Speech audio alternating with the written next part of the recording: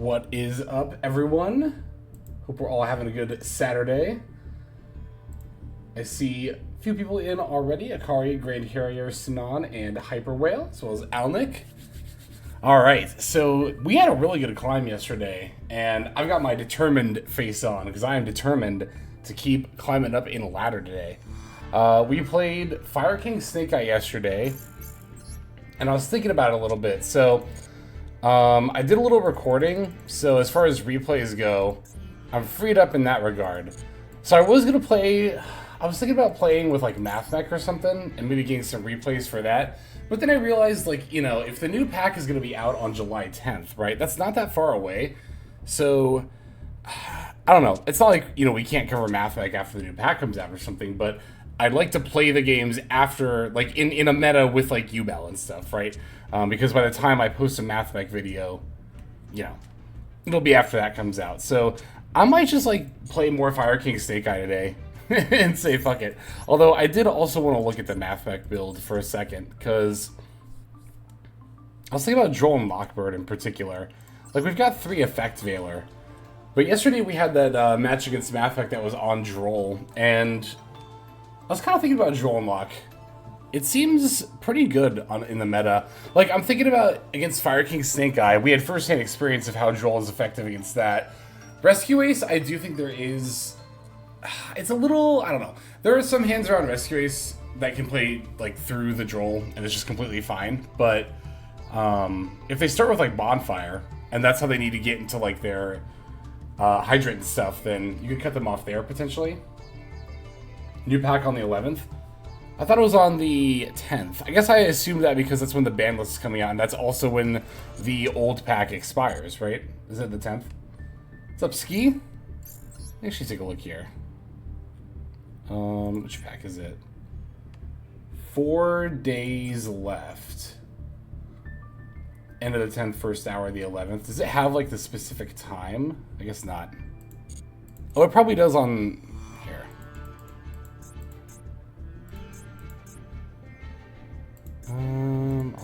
August. Oh, it doesn't have it. Oh, wait, here we go. July 10th. Oh, you know, it probably is the 11th then. Okay. That makes sense. That would make sense. Alright, so in that case, let's see. Monday's a viewer special. I want to make a video. You know what? That's fine. I still think we can get away with, like, not have... Because I'm thinking, like, Monday's a viewer special. I want to do, like, a UBEL primer video. And then that would leave one other day before the day of the pack coming out. Although that could be the UBEL primer. You know what? Maybe we'll end up playing Mathmech, actually. And maybe I'll, like, sneak in that deck profile. Unless there's another deck I want to play more than Mathmech. Already did Fire King Snake Eye. Already did Rescue Ace. Haven't done Unchained Roots here. We already did Horus Naturia. Haven't done Monodium. Oh, Twin Sprite. Yeah, let's just play Twin Sprite. Let me see this build here. How do I feel about it? VicTop91, thank you for the follow, and welcome to the stream. I hope you are doing well. We can just rock this build. I don't know. It is kind of between Twin Sprite and Mathmech still.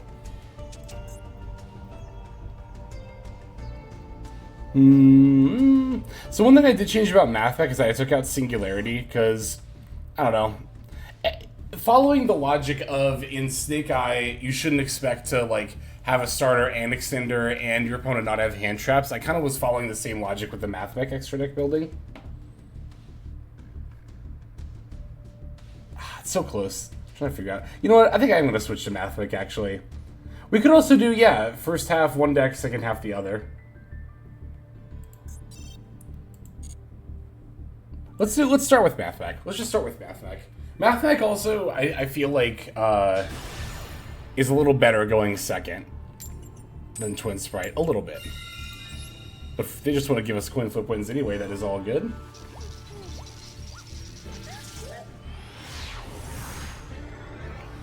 Alright. Hello, Victor. Welcome to the stream. Hope you are doing well. Wow, this hand's cracked. Holy shit.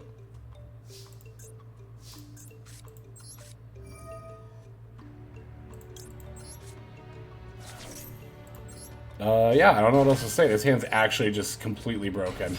That's an actual literal custom hand. Holy shit. Chain link 1 circular, chain link 2 diameter for the chain blocking. This will be terahertz plus heat soul is what we can end on with this. now time to say judge custom hand for every Mathmech hand. It sure does feel that way sometimes, doesn't it? But this one, especially, like, for a going first hand, for a going first hand, it's like, oh my god. We don't have to worry about the placement of Allen Burschen because we're not on Singularity anymore. That's actually kind of nice. I was also kind of thinking about it, it's like, I do like Singularity a lot, but how often do I even, 1, resolve the bounces, and 2, how often is it impactful? And the answer on both counts is, like, not very, honestly. Like, not very often. I don't, like, need any of this. I guess I'll just get the subtraction. I'll save the equation to add off circular next turn. I could also leave Sigma in the yard at this point, because if I summon it back, it'll just get banished. I could save it for follow-up on the next turn. That's actually not a bad idea.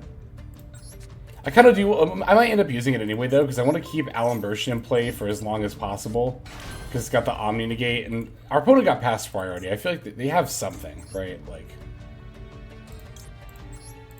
Not playing Microcoder package still, because... It's not, again, as I've always maintained, it's not bad, I'm just not the biggest fan of it. Ash could be Ash.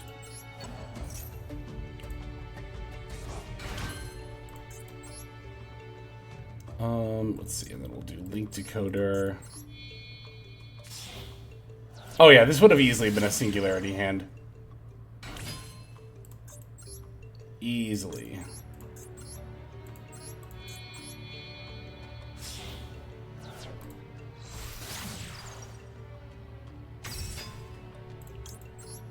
"100% of games are resolved microcoder."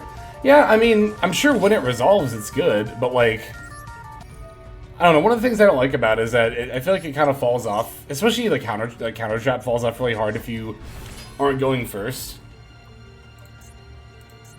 Now, okay, I can special subtract. I'll just special subtraction here, and then we can make Heat Soul. Again, I'm not saying it's bad. I'm just saying, like, I'm not a big fan of it personally, but I understand why people run it.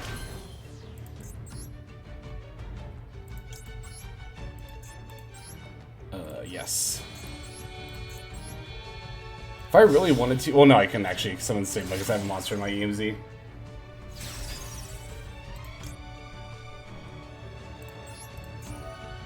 I would be quite sad if they had a nib. We'll send D-Save Worm, yeah. But I think it's worth it to just go for Heat Soul here anyway.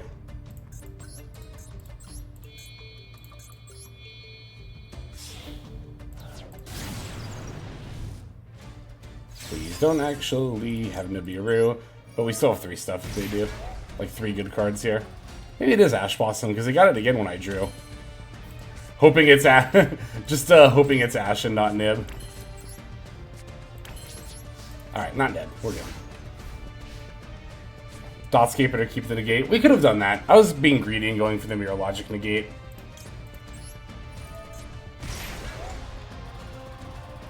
The answer is greed.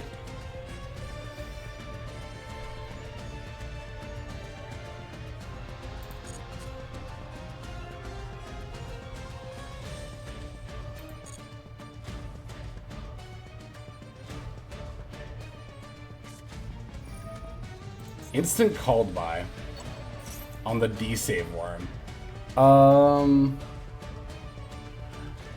I think I should chain Superfact now, because then if they have a second call by, which I kind of feel like they do if you're going to play call by this early and preemptively, then I can use D-Save Worm on the second call by.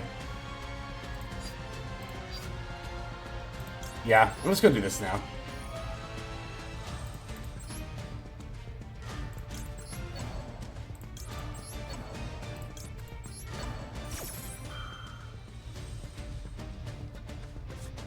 I knew it! I knew it! There's like no other reason why you would call by right there. Haha!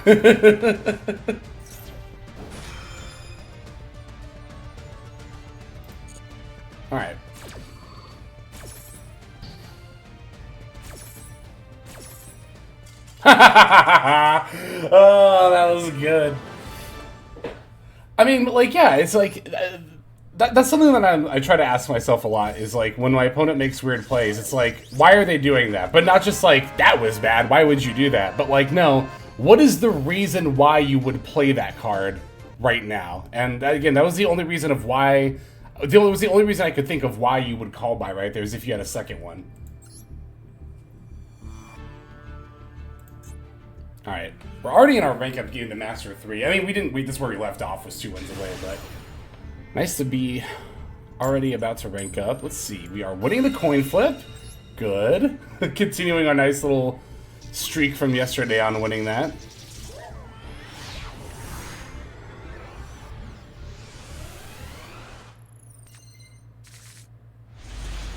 This hand's alright.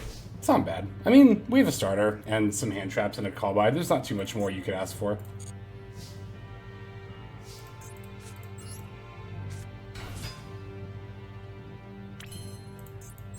I mean, things might get a little awkward. I guess we'll see what happens. We'll see how it plays out. Defensor and nothing else is definitely the, like, least favorable. Okay, that works too. Sure. Come on. It's not even, I was just about to say, it's like, this is the worst. I don't want to say worst starter because the line is, of course, fine, but exactly. Defensor is still very good. Thank you, Ski.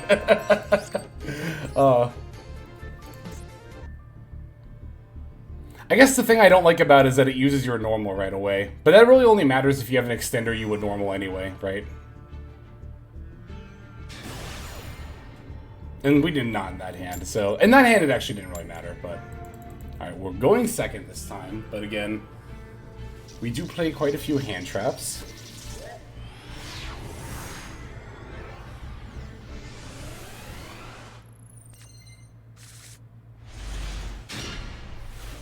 I mean... If we top deck, like, any monster, this hand is okay. It's XO. Okay. Could be a hand trap even, because we have Parallel Exceed. I guess we're just gonna imperm the Mikalis. I should have toggled off for that. You know I have imperm now. What does this one do? Another player can target effects that were special from the graveyard. See someone next to your monster, declare one card name. Okay. So, alright.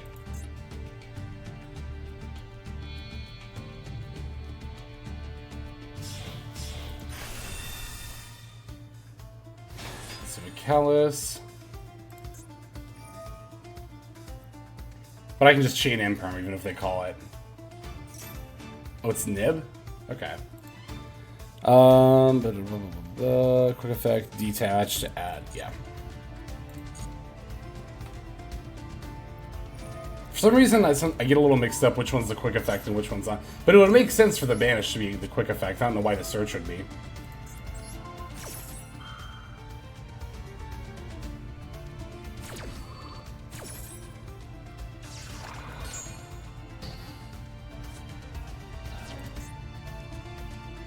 This is whenever it's a C summon, right? Yeah, okay. 2 face downs.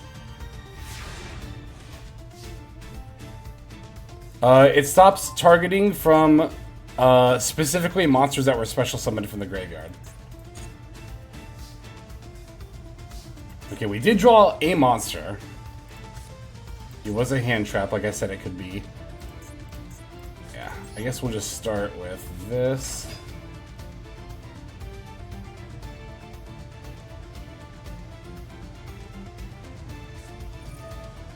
Returnia. That's gonna have to be fine, yeah. So one card your opponent controls a graveyard, banish it, then apply. Okay, yeah. Alright, we'll just set and set and pass, yeah. I don't think they'll be able to kill us on their turn. They'd have to top deck pretty well to be able to do that. I feel like. They can? Alright, I guess we're about to find out. I'm not familiar with Exos at all. Oh, McAllis can search. Right. Of course. Yeah, and they can just pass. Yeah. So they... How do they kill here, though? Because I know Magnifica can attack twice. Can they make Magnifica without using this McAllis, or... I wonder if it's something else. Draw.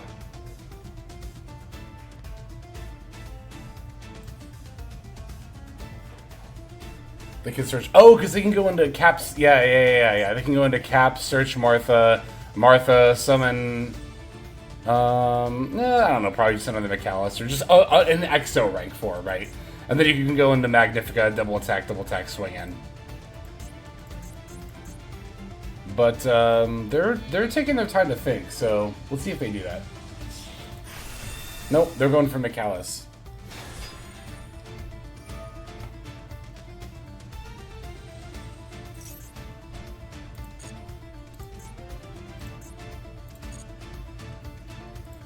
If you control no monsters or only exceeds, I see, yeah. They targeted the super fact, right? Yeah. Maybe they already have second Martha in hand? Or is it just gonna go battle phase? Nope. I mean, I guess they could still have another Martha in hand.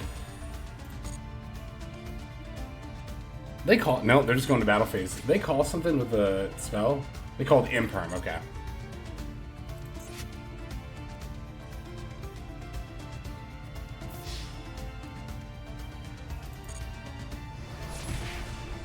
This has quick effect banish, right? I think I was gonna say I think I flipped on too late. Oh well, it doesn't really matter.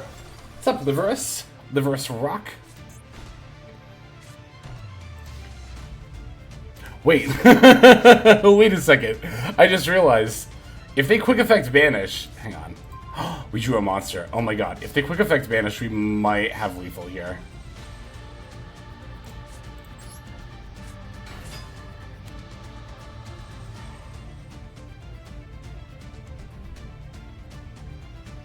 They tag out. Oh yeah, this thing can tag out. That's right. I forgot about that. I should have just read for like 10 more seconds.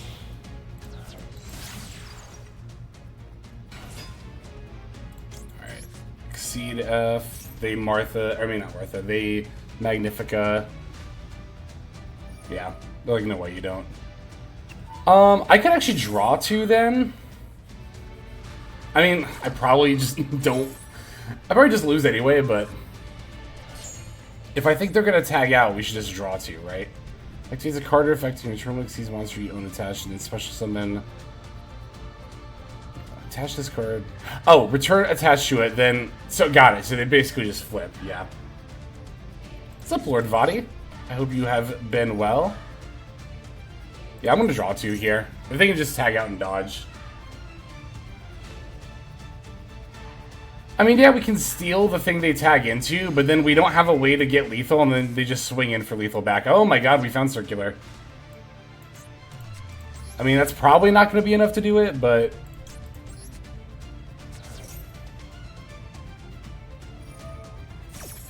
Yeah, they just tag here. Dang, this was close.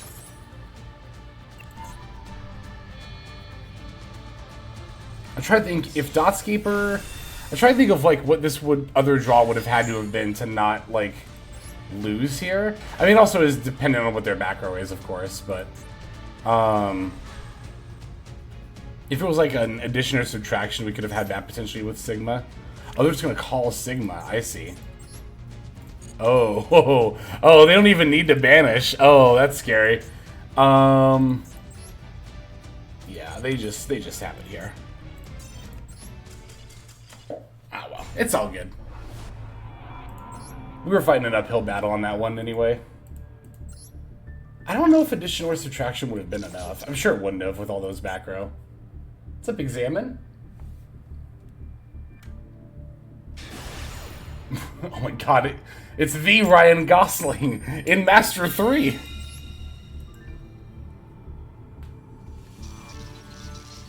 let's see what kind of hand we open against Ryan Gosling.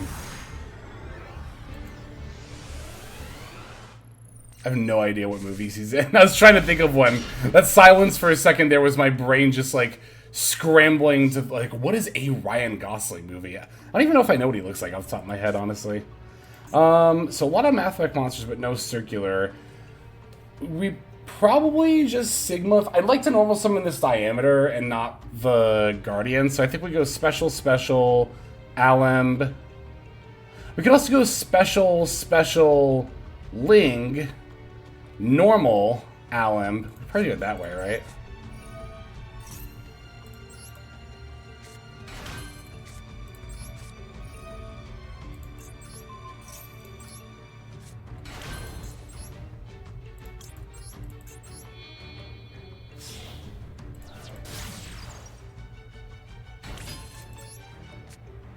I don't know why I summoned that to Ling's Zone. It doesn't matter, really.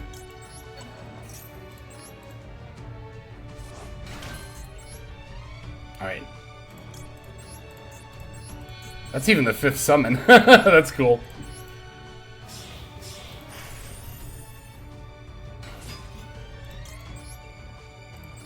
We add circular for sure here. Then we can use Alembertion's effects to proc it. To get the super fact. You so have a nib. You so have a Nibiru. I'm not giving up this Alembertion.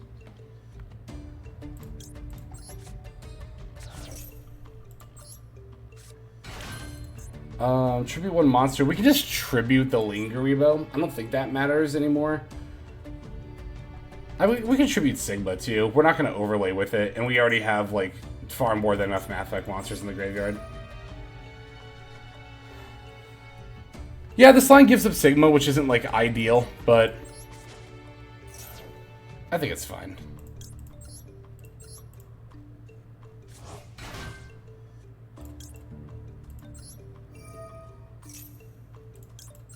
Give me super fact.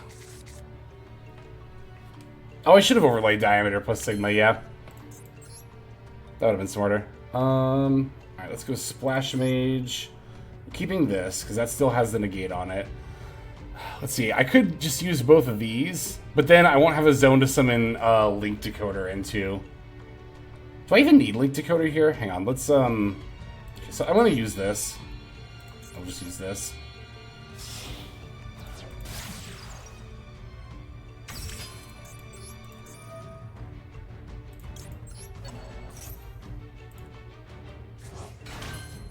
Okay, so if I go Decoder, let me think about this for a second.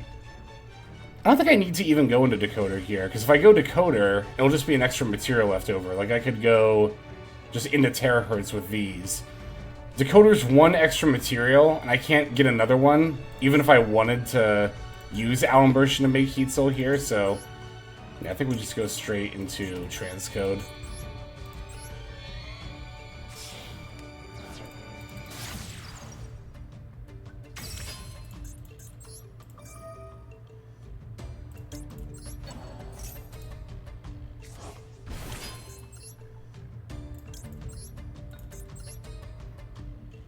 Decoder gives you Heat Soul? Does it? Does it also keep Alembertion in play? Oh, hang on.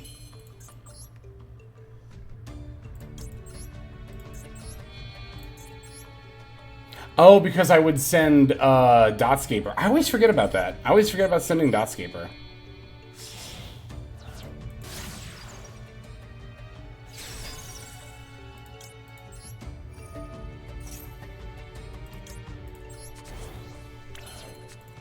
You know, I think this is all what I get for, like, never sticking to one deck for literally any amount of time. But, what can I say? Even if I wasn't, like, making content, it's always how I've been in digital card games. I'm never satisfied with playing one deck. I always gotta play everything. Did I not? Yeah, I used it. Okay. I was gonna say, I sent D-Save Worm, right? I didn't just not do that. For some reason, I thought I didn't do that for a second.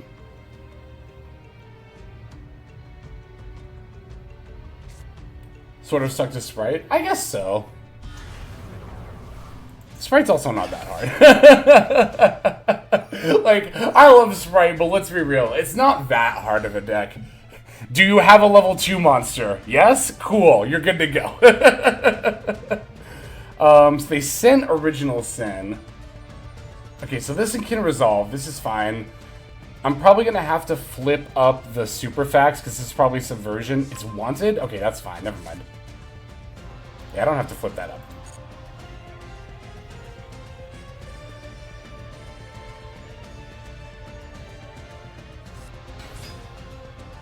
Normal summon Ash Blossom.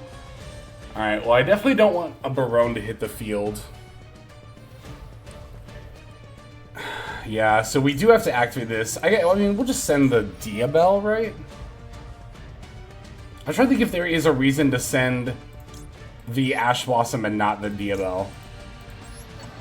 I have both a Fire and a Dark in the graveyard, so it doesn't matter if they make Dark or Hita. So I think we just send Diabell.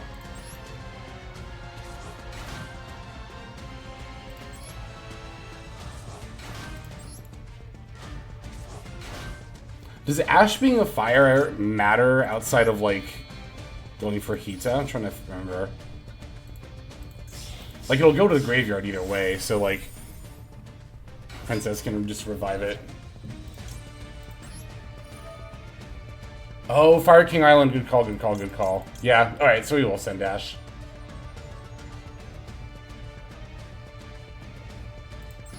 Oh yeah, also putting Diabell in the yard would, let them use the Sinful, wouldn't it? Ooh. Wow. Droplet in a Snake Eye deck. You don't see that every day. Damn indeed.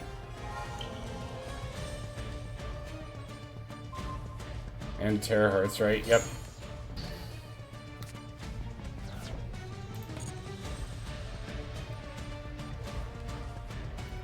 Okay, we can still desave Worm. Hang on, they use their normal summon, right? So they make Baron de Fleur. OSS effect. I activate, they negate. They get Poplar. Poplar. They can't do the other OSS effect, so... yeah, these are both hella negated, so...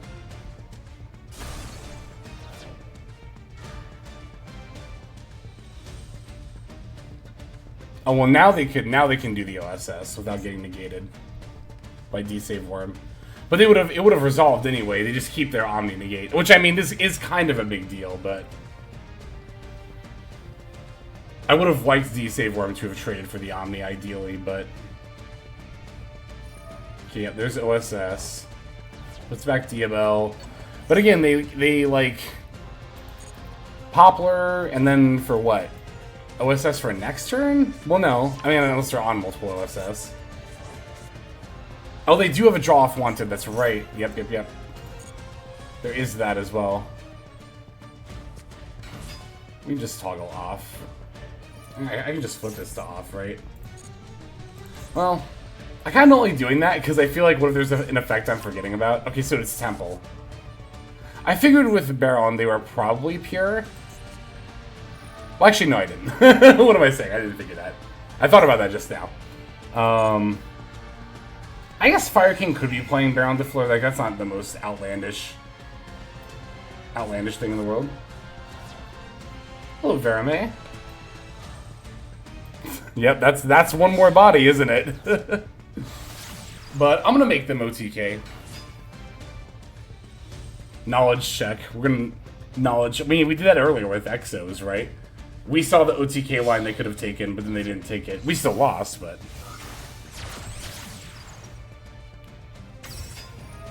Sometimes that happens and then you win. Or sometimes they take your Terahertz. They were being safe. That's fair. I mean, how much should I have at that point? I did still have a face down card. Yeah, it was the call by. That's right.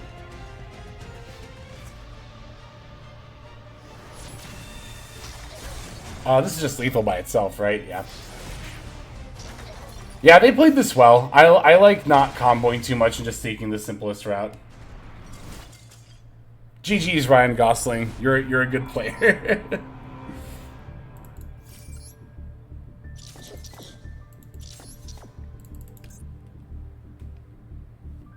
Sent Sunlight Wolf. Could have also sent IP. Usually they just send IP.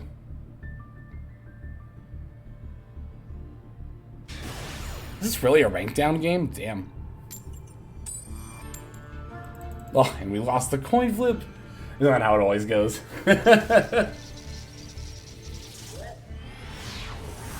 Yeah, with IP, it's not hard to have a Cybers to send for terahertz if you steal it with most decks.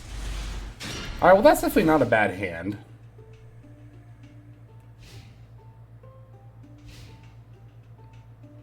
That hand is like a terahertz OTK by itself, right? These two.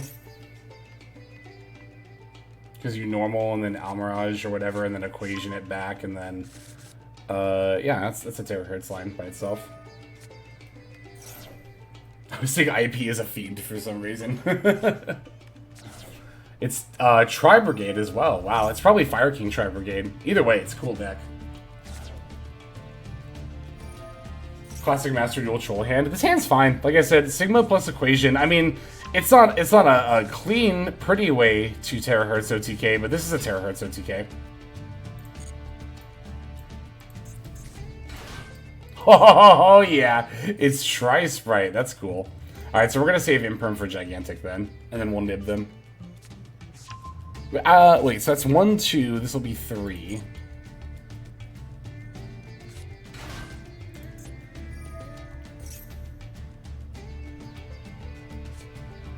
Tri-Fire is a cool deck, yeah. This deck is cool too.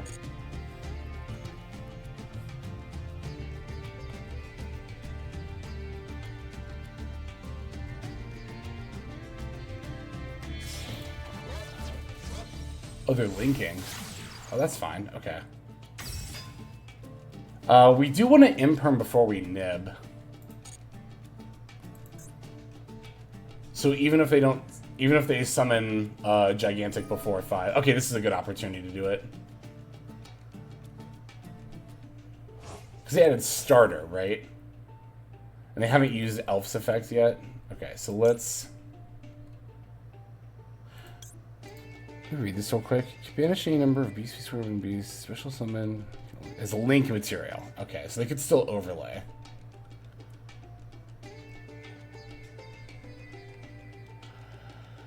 I'll just imperm this, yeah. I'm trying to think, because, like, they could... I just don't want them to like, pull a Bear Brum, and then...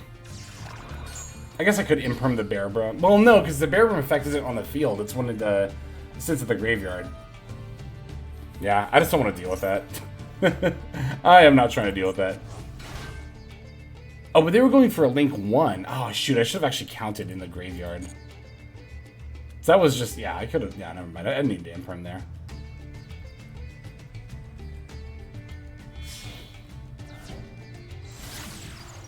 Okay, it's Farajit.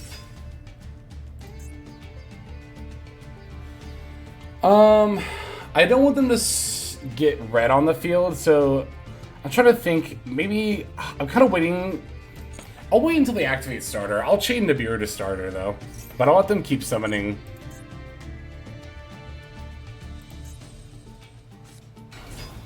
Okay, so here's Fractal, and they have 2 Tri-types in the graveyard, so I don't want them to summon Bear Brum, because then if I nib them... Let me read Bear Brum real quick. I'm trying to remember how that... Actually, I don't have to search it. I can just go related cards. Let's go to sit to the graveyard. Yeah, okay. So I'm going to nib them now.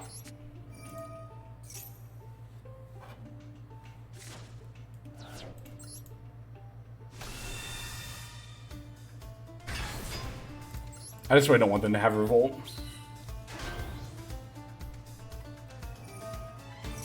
They can draw here. That's fine. I don't really care about this.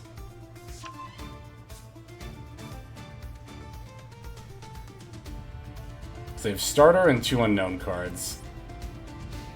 They're not even going to use Starter or set it. Wow, that's kind of not what I expected, but we'll definitely take that. Oh, we'll definitely take that too. Yeah, that's pretty good.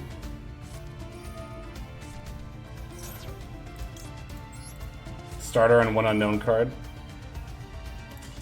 Ooh, all right. All right. Not ranking down. Woo! Not ranking down. That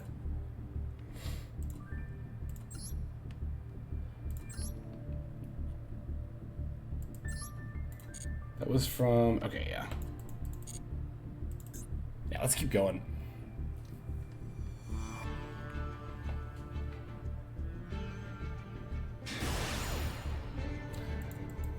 Yeah, I think, I feel like Nibiru is always one of the more difficult hand traps to use. Nibiru definitely requires the most knowledge of what your opponent's on, like more so than other hand. I mean, all hand traps definitely dictate that to an extent, but I feel like Nib you have to be very mindful. Wow, this hand's insane.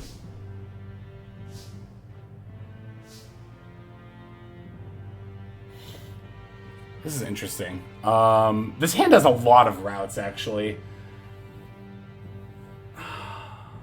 Is it greedy to sign that Mining Pitch Small World? I think that's actually just right here. I definitely want to keep these. I would love to have Circular in addition to these. I have this if they hand trap. Yeah. Like, even if they Ash Blossom, this is still, like, a full combo. So, this is completely fine. Oh, yeah. Oh, yeah. Oh, yeah. Alright, Sigma.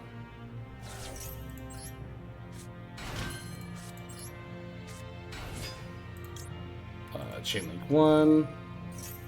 Chain Link 2.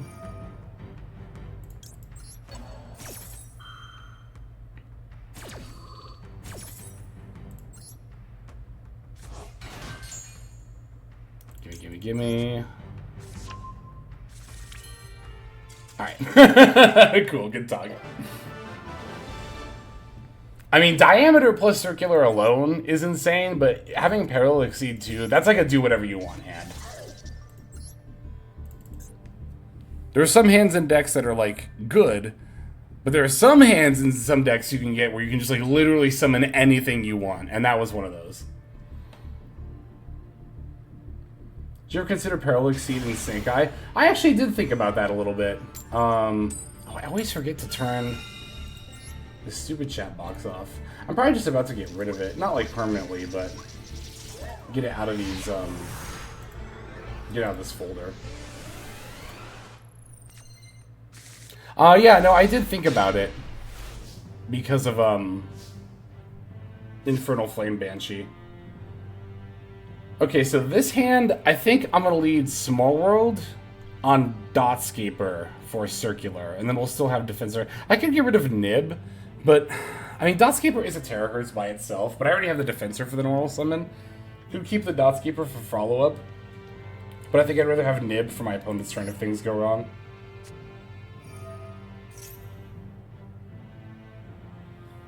Okay, so Small World Chain, no. Okay, so it's gonna be Dotscaper. I'm gonna have to give up one of my Parallel Exceeds, which isn't ideal. Wait, no I don't. I can do, Valor. No, I can't. I can do, We'll just do Dotscaper, fuck it. Yeah, it's gonna have to be Parallel Exceed. That's fine.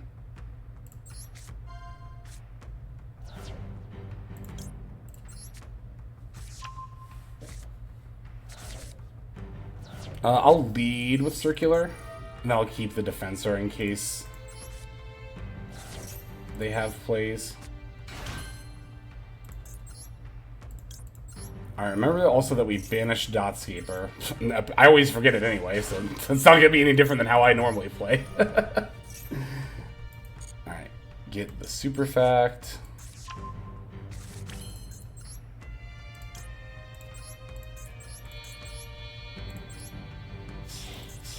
In the replay, just see the synergy with Snake Eye with Skill Drain. Yeah, if you've got the, if you want to do the channel point redeem, we can watch replays. We'll do that at the intermission, which we're still a little bit of ways from. We'll do it at the hour, or the halfway point, which will probably be 2 hours in.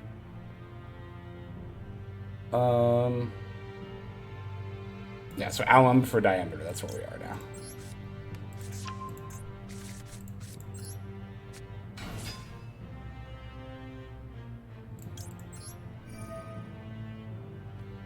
Yeah, you can wait if you like. You can get it in now if you like. Either way, really.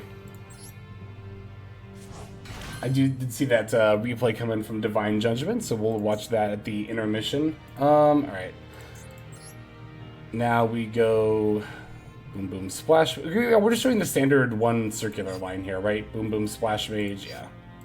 Don't need to use link decoder for this. No diameter under this, so we can use it as a material. Just trying to remember, just vocalizing myself where we're at in the combo right now.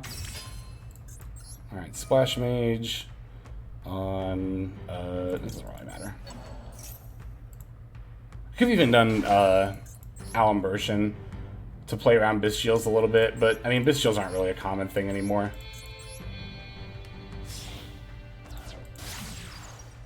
They're still around every now and then. It's not like they're bad.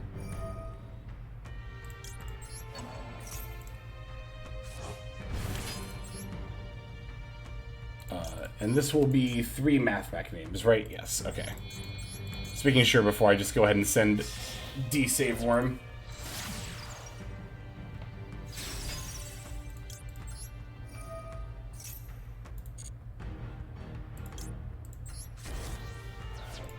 I'll set a mystery card, they have no idea what it is, and then pass. If only Bystial could target fire.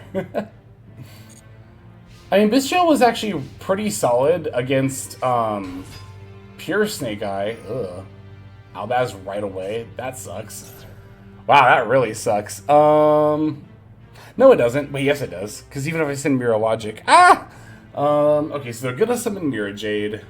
No matter what. I could send a Mirror Logic anyway and negate the Mirror Jade on the next chain link. Yeah, let's do that.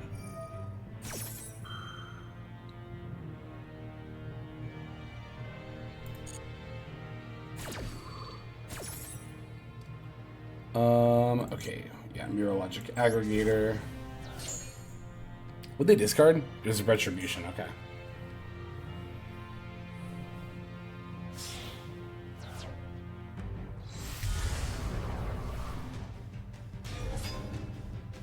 Yep, Aggregator F. Negate you. You chain. I chain. We all chain. They don't chain. Okay, that's fine. Oh, it's a monster, not a card down.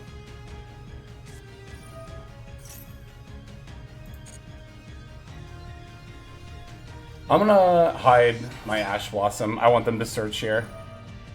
Because they'll have to put a card back. And they'll probably try to go for Branded Fusion. But even if it's lost, that's fine too. Yeah, it's just Branded Fusion. And then now they have to put a card back. Yep. Leaves the field, okay.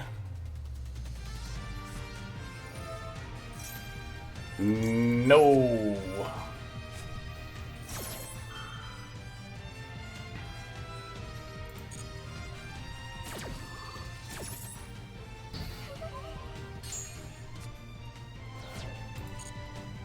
If they just move to battle phase, that's probably just fine. Like, I won't even flip up super facts. I'll wait for them to set a card and go to end phase before I flip it. And eat a face down.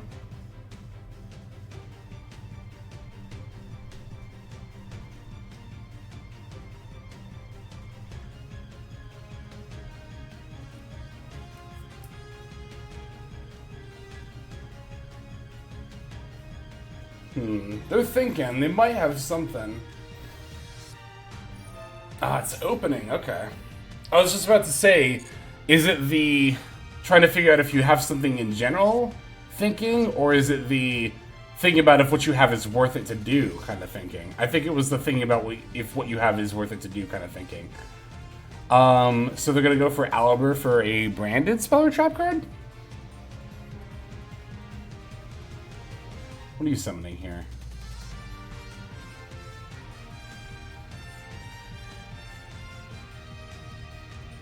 What else would you summon here? Quem. Is summon a Despia monster? Yeah, Despia monster. Quem is a Despia and a Dogmatica monster, right? Like always, I think in the deck too. Like it literally says this card is always a Despia and Dogmatica monster. Okay, no, it's Aliber. I really thought it was gonna be Quinn. This is fine.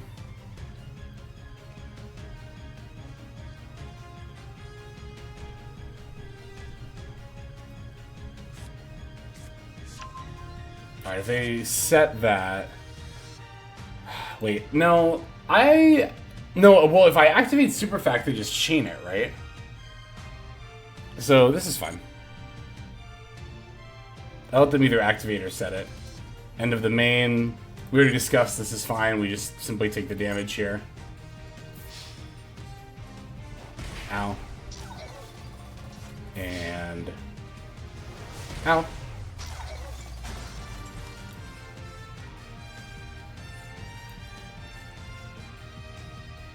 Do it. Use it in battle phase.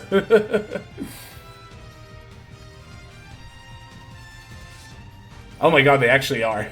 No! That's not how this works! That doesn't actually work! You can't win with that! It can't attack directly! It cannot attack directly! I mean, I have to chain anyway. So maybe that's why they did it. Because they know I have to chain the back row if they go to pop it with Chimera. Do I? What if I just don't? Well, they'll have Mirror Jade. I have to get rid of Mirror Jade, yeah. Okay, never mind.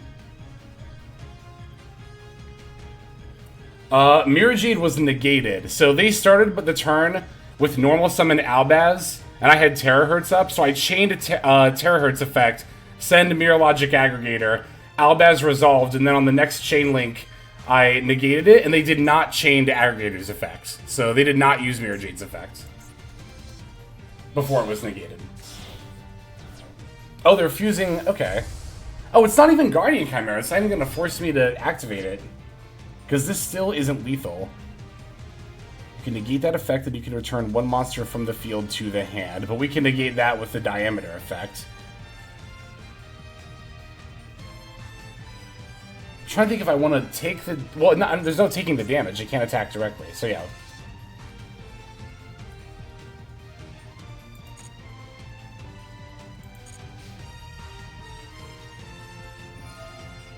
They can still send, yeah. They can still pay the cost because they haven't activated yet. But if they're gonna set this Brandon red, I'll definitely let them do that first.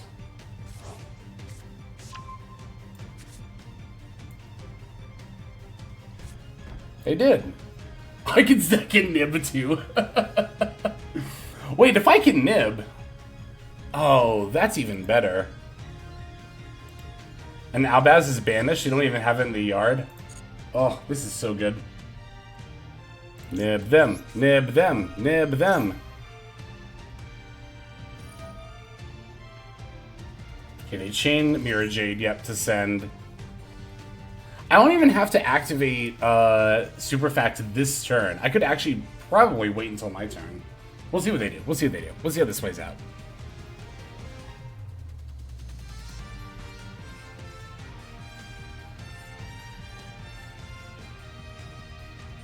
I guess it kind of doesn't matter for the Brandon Red, huh? Because they don't have Albaz anymore. That got banished. Thank God that got banished. Okay, they're trying to figure out what they want to send. I don't play this deck, so I couldn't even begin to tell. Well, I mean, okay, I could try to guess to tell you, but it's been like a couple of months since I played Branded. I'm just not the biggest fan of the deck. It's fine. I don't think there's anything wrong with it. I don't, like, hate it. I don't think anything needs to get, like, banned or anything. Just don't really like playing it.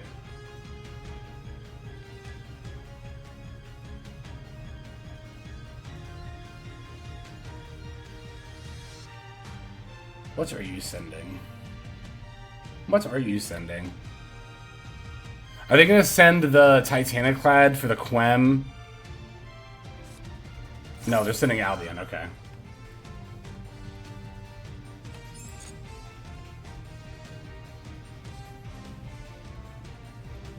Oh, they could bounce Aliber, yeah.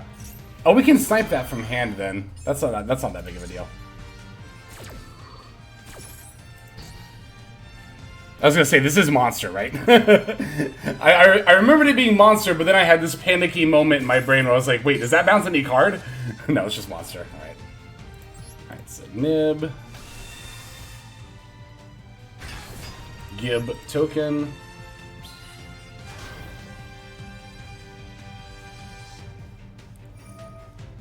That's completely fine. I don't care at all.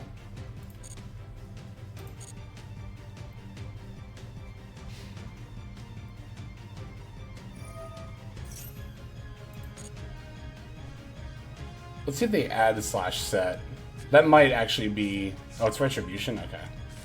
Wait, Retribution is... 1 from the field or 2 from the yard, and they have more than 2, so that is actually worth considering.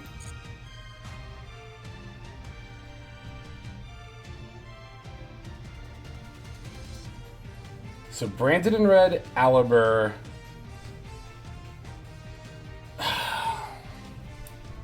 Do I have to get rid of the Retribution? I think I might have to. If I go boom, boom, boom, and get rid of all 3 of these, Branded in red doesn't do anything by itself. So I think we do activate this now.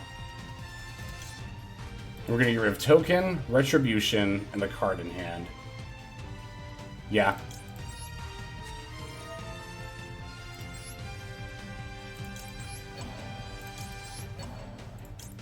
Oh, I can actually save my Laplacian, can't I? With the Destruction Replacement effect.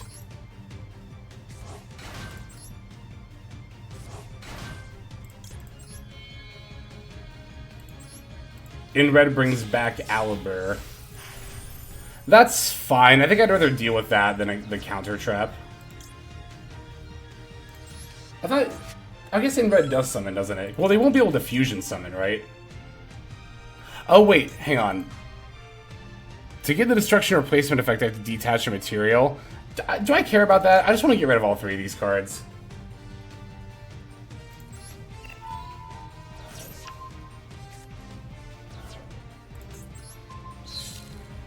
They can get back Branded Fusion, but they already used it this turn, and it's their end phase. Well, actually, yeah, it'll be during my turn, so... Oh my god, are you kidding me? Ah! Are you kidding me? Okay, I think this might still be fine. I think we have plays anyway. But like, wow! Actual literal worst draw. Oh, God. Extra? We have a lot of stuff in the extra.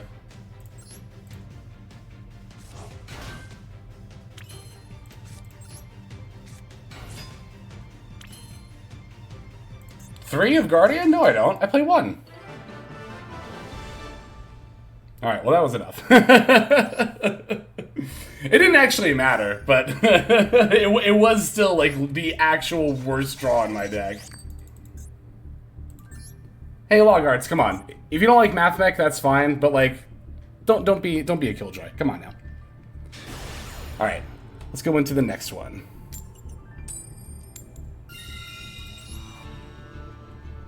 But you drew. No. I drew Guardian. If I already had Guardian in hand, drawing Defensor would be like whatever. That's not really gonna change anything. I mean, to be fair, that didn't really change just having lethal there, but. This hand's insane. Oh, it's fine. It's not like insane.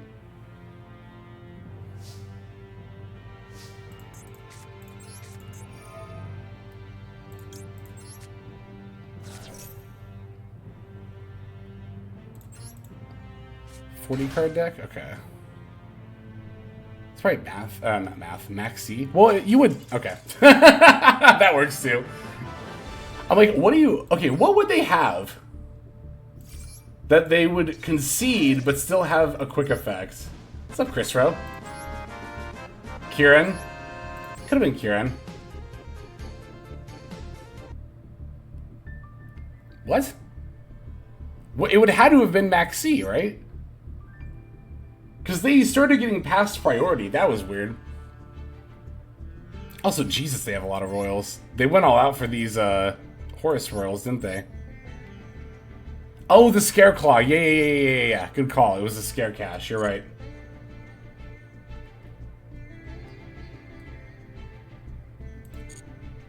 I wonder if Konami thinks about... Hey, actually, we're on a rank-up game. That's cool. Yeah, it would have had to have been Scare Cash. I wonder what their hand looked like. What if Konami truly thinks Pearly is better than Mathmech? I mean, there was, what? I think there was literally one Mathmech deck in the DC Top 100, and there was like a dozen Pearly decks. I don't know if it was a literal dozen, but it was at least like 8 to 10, it felt like. I'd have to go back and count. Hand's pretty good.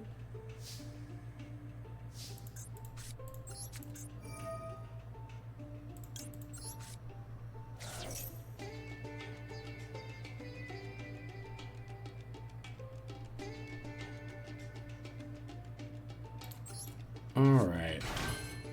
The thing behind me showing the cards... Oh, this is the Untapped Companion. It's a deck tracker that shows me all the stuff still left in my main deck, so I don't have to, like, count. If you feel like checking it out, you can click that link there. It's a free download, and it's something I've been using for years. Even before I played Master Duel, I played Hearthstone, and I used the same kind of tracker made by the same company. So, highly recommend. I highly recommend. If you feel like checking it out. Of course you don't have to, but yeah, I'm just doing the standard combo line here.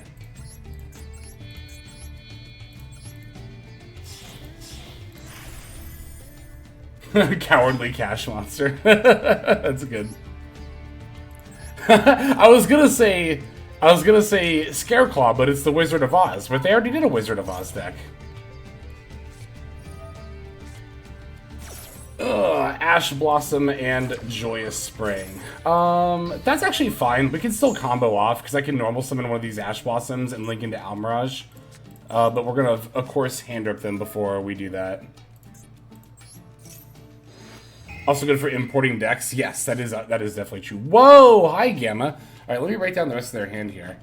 Before we, Okay, so it's Poplar, Emergency, and Extinguish.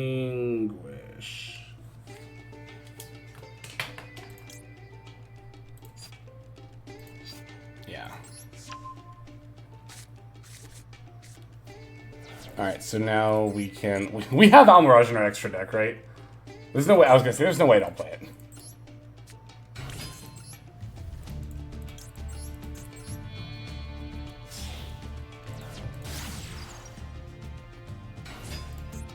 No, we don't need to do that. Splash Mage.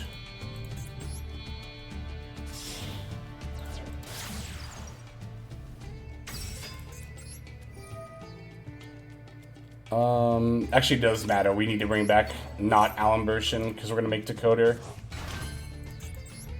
Oh yeah, 2 Splash Mage, for sure. So with Mathmech, you typically have like 1 or 2 extra deck slots left over. Second Splash Mage is crucial, because, like, for example, if I got, like, nibbed right here, and I didn't play a second Splash Mage, the only way I would be able to do follow-up plays is if I played... if I went 3 monsters into Transcode on the next turn. Because I don't have an Earth to bring back with G-Golem. But if you have a second Splash Mage, you can just use that. And then the number of hands you would have to play through that kind of a board state is much greater than if you didn't play second Splash Mage.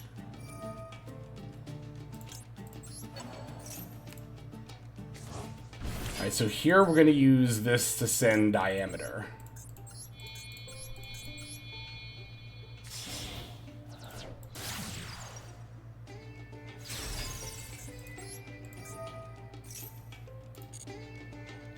Yeah, let's get Diameter in the graveyard. And then during their draw phase, we can just send D-Save Worm.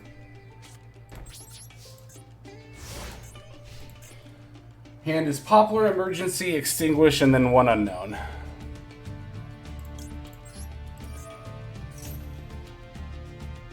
Ooh, did they draw a Rescue Monster? They must have, right? Or a hand trap they can activate right now. Because they got past priority. So I wonder if that was Extinguish trying to activate. Yeah, Mathmech is one of those extra decks that is like... You have those extra slots, but I can just imperm this, can't I? Because... I mean, no, I don't... I mean, I could, but I probably shouldn't. Well, I don't want them to get Subversion. That's for sure. I think I do imperm this. Because I know Emergency and Extinguish. I think I can handle whatever their last card is, too. Yeah, I'll just imperm this.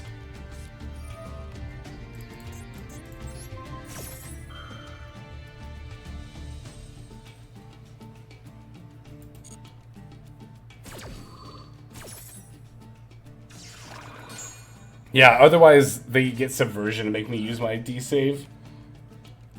I don't need Super Fact right now. I'm just gonna Ash this.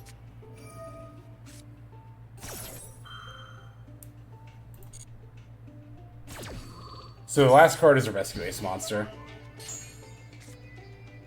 I probably should have, if I know it's a Rescue Ace monster, I should have actually used D-Save Worm. It doesn't matter. None of this matters. None of this matters. Oh, it's triple tack. Alright. Oh, right, because they can just add and then tribute the same one. Yeah. Yeah, because that card's weird. That's right. You don't have to tribute and then summon / whatever. I mean, either way, it doesn't really matter. Woohoo! Ranking up again. Oh my god, we're only 1 hour in. We're already up from M4 to M2 now. We might actually make it to M1 today. Holy shit.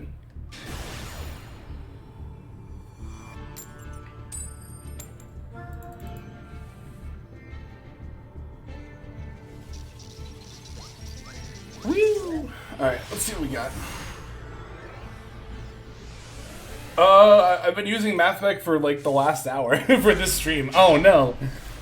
I mean, you know what? At least it's a hand with a lot of gas to play into whatever our opponent does. Oh, it might just be a mirror match. Oh, this is definitely a mirror, isn't it? Nib, Valor, Circular.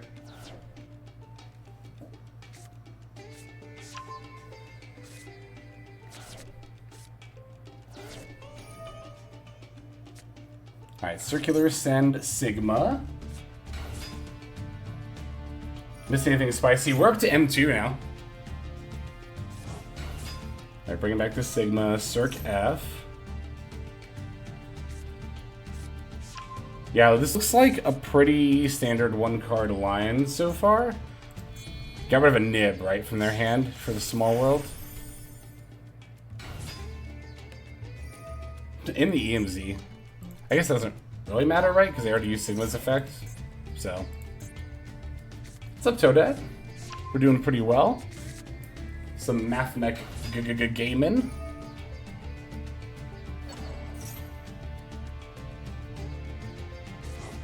This hand's interesting. It's going to depend on what we top deck to try to figure out how I want to proceed from here. Like, into their board. Also will depend on, like, what all they end up making. NFL or NBA? No.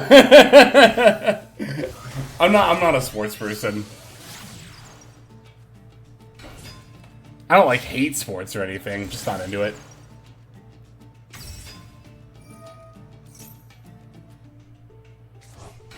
Yeah, I noticed that too. They didn't use the Splash Mage effect, which means they are likely on Microcoder Signet Conflict.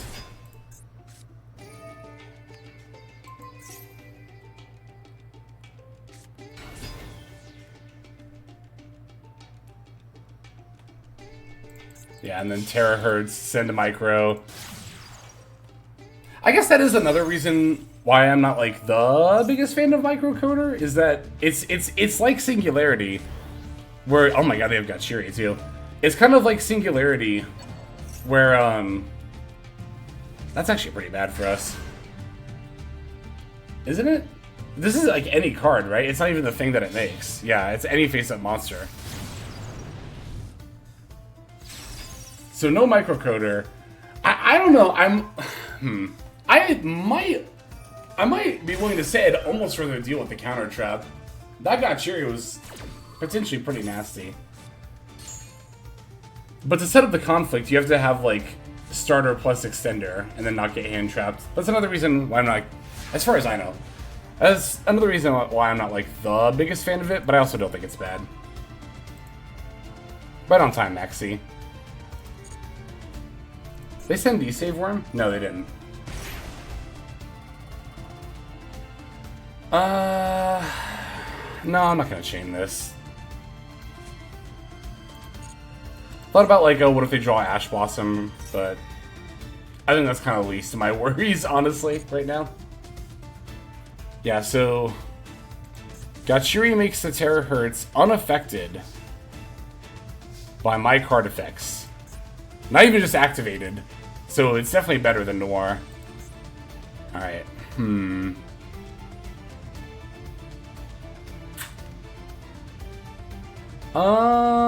Let's see. If I lead Small World, I don't know if there's any way I can play through this. I guess we'll lead Small World and try to bait D-Save?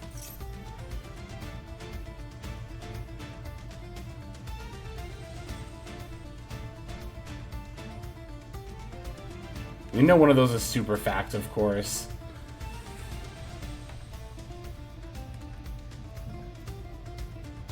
We could still battle over this Terahertz.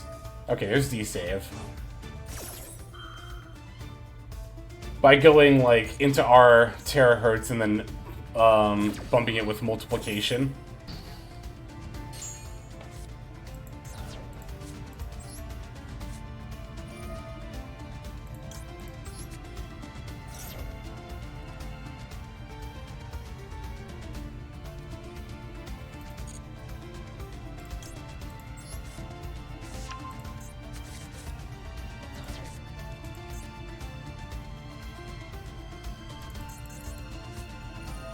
Woof. Wow. Yeah, that's gonna have to be fine.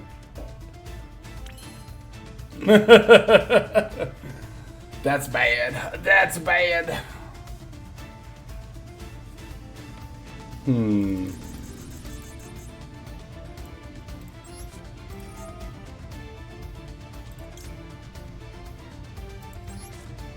I don't think it matters anymore. I think we just lose now. That's a weird time to do that. I mean, I guess it's fine. It's not horrible. It's not like god-awful or anything. Oh, I should chain Maxi. Whatever. I'll just concede. I don't think we're playing through that. Oh, we were under Joel, that's right. I still don't think we were playing through that.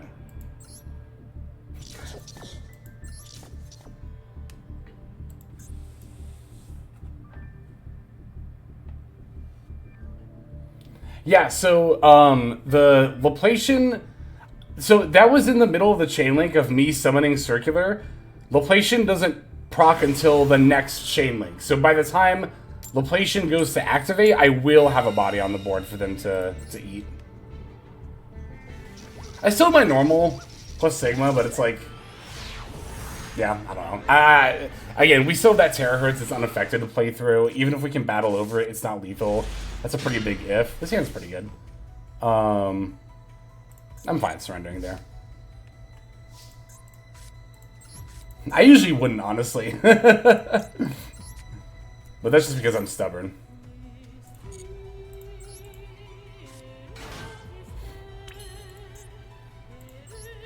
Excuse me. But I feel like they have something.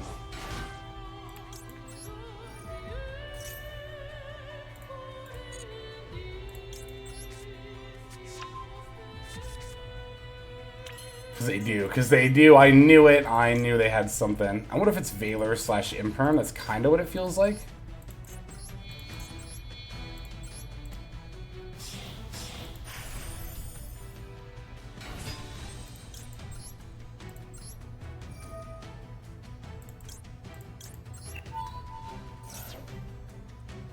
It's Ash Blossom. That's also fine.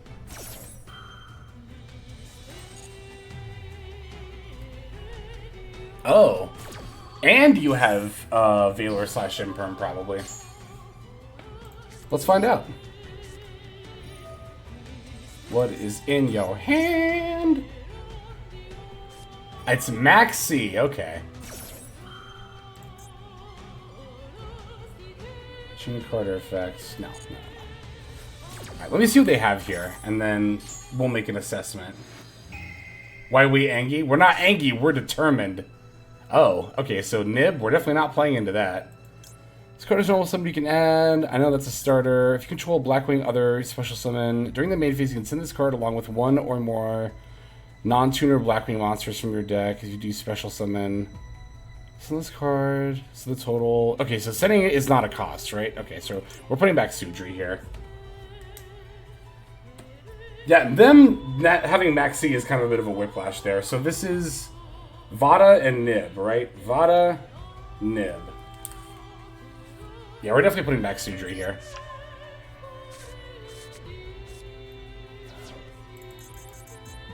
I normal summoned? I have not normal summoned. I could give them one draw and have a live super fact without a diameter. How do we feel about that? Well, also, would that play into Nib? If I go like normal, okay, so this is 1, 2, 3, normal summon is 4. Yeah, so if I do put addition in the graveyard, that would be 5. Let's just set Imperm. And Superfax.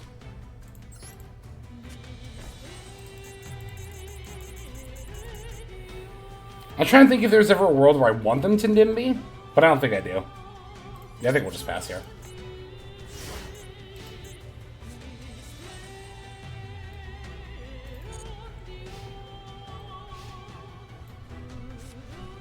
Oh my god. Sure. Alright, well now I don't know what the fuck's going on anymore. With their hand, that is. Okay, this is fine. Alright, we're good. We do know they have a Nib. We know they have a Nibiru. Okay, or they could just concede. Come on! I wanted to play through that. I wanted to figure that out. We'll only be able to play our Royal Bonfires, yeah, once the ban list hits. I'll save that game, why not? Also, props to this person playing Blackwing in Master 2.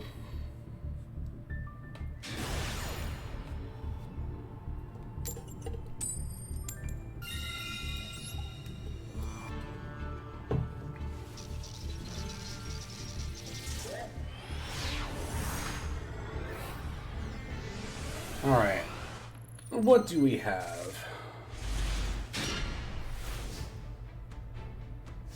This hand's fine. It's not great. We'll take it, I guess. Yeah, just sign that pitch multiplication here.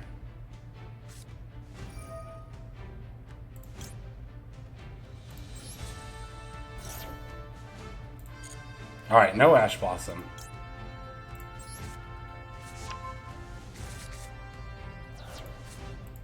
Droll? No, thank God. Okay.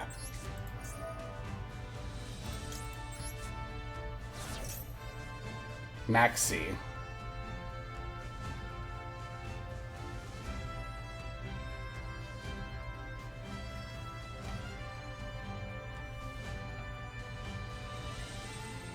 Yes, no, maybe so. Gamma! Ugh. Okay. Okay, no. Get back in there. Whenever I Ash a Gamma, I just imagine myself, like, physically shoving the card back into my opponent's hand. And then, oh, fuck me. I was gonna say, I guess we'll just triple attack the Gamma. But now Shifters entered the equation. Alright, Ash Gamma, Gamma Ash chain from a few days ago. Yeah, that was good.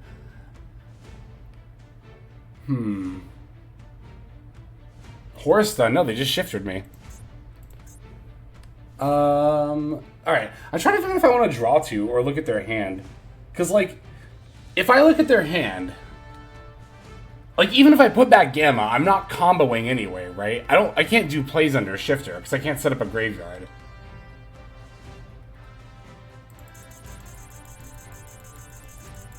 I kind of want to draw two here. That sounds weird, but I feel like if I'm not making plays through Gamma, and I take their plays, then they could just pass with Gamma still up. cash. It could be cash. I'm gonna draw 2. I think draw 2 is correct here. VS? No, VS wouldn't play Gamma. Ugh, of course it's Valor. I was kind of hoping for a hand trap, but definitely not Valor. I do like having Small World for next turn. I'm not bringing back Sigma. I don't think it's worth even getting a search here. I think we just pass. And then hope that Nib carries us.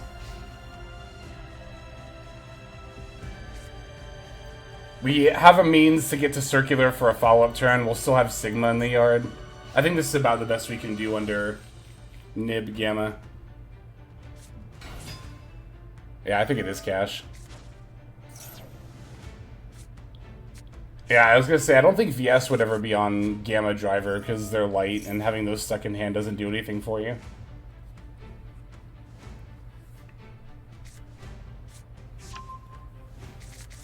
Oh, interesting.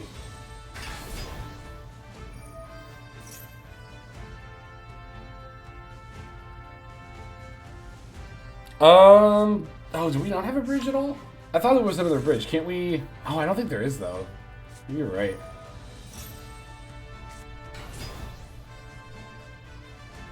Oh, it's... No, Dotscaper's 0 attack and level 1. Oh, shoot, you're right. We'll figure it out. I mean, whatever. We already did the draw 2 either way. Well, we could bridge not into another circular. I guess that would be contingent on our circular surviving, though. I was gonna say into a parallel exceed. But that wouldn't, yeah, that's 2. Well, we could bridge into a Dotscaper. Oh, we don't have multiplication! Ah, because we opened it, damn.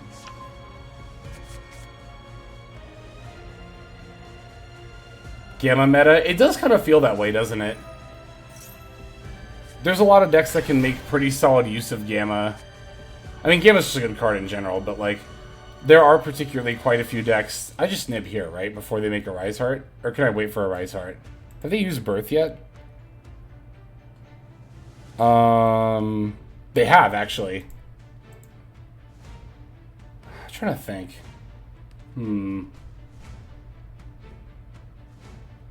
I mean, they know I have it. Fuck it, I'll just do it now.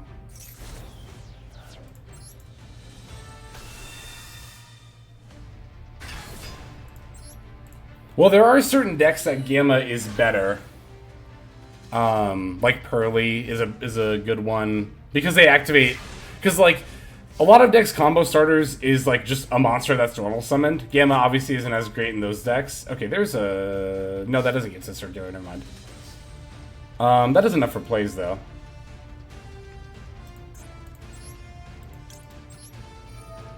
Oh, it does through Exceed. You're right. That's fine. Yeah, we can do that. Search Ash? That's not a horrible idea, but they only have 2 cards in hand. I didn't get Max Seed earlier, so they probably don't have it now.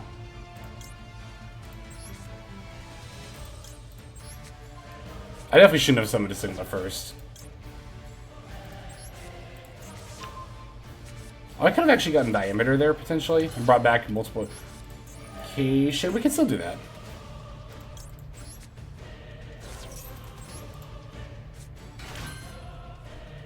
I'm trying to think if there's a way... Yeah, I could normal summon this.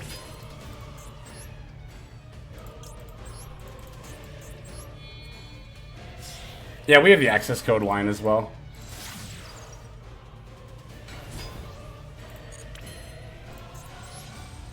What's my yard again? Okay. Like, if I really wanted to proc the circular effect, instead of just going for Alum Banal, I could go into Splash Mage and then bring back... Like, yeah, let's just do that. Why not?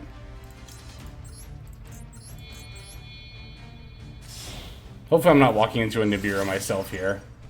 I really hope that, actually. Ah, fuck it, whatever. We ball. Fuck it, we ball. I still haven't normaled, right? No, I did normal. So yeah, we have to bring back multiplication now.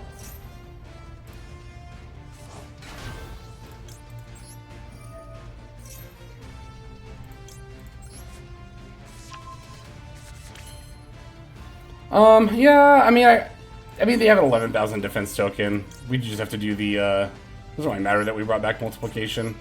We still have an equation if we really need it to. Let's go for the update jammer OTK. We don't need to do that. So remember, we did activate circular, so only the access code should be attacking this turn.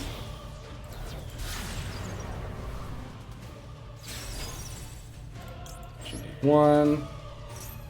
Chain link 2.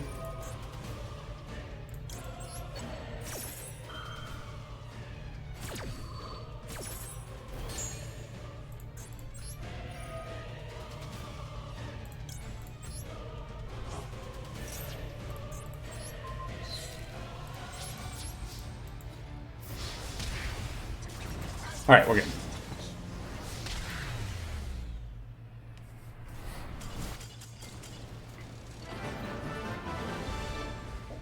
Okay. There's another W. 3 games? Ooh, we're almost there. Let's fucking go.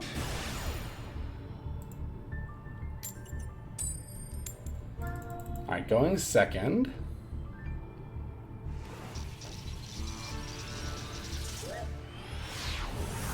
Yeah, I was thinking about, like, oh, do I want to just go back to Fire King State Guy because I had a good streak with that yesterday, but we're having just good streaks in general. Wow, this hand is great. Oh my god, look at this.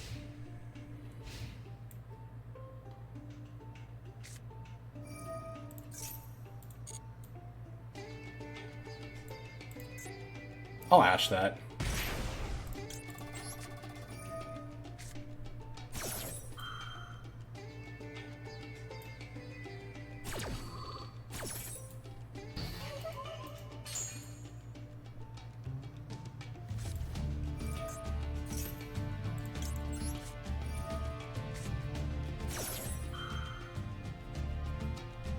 Did they save the call by crossout? Did they actually hold it?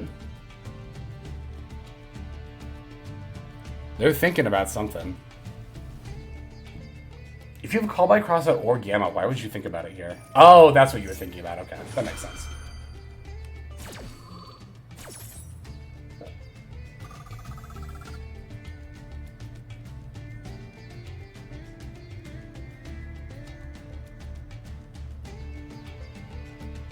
Yeah, toggling off to hide max seeds. I mean, this is the easiest way to do it, I think.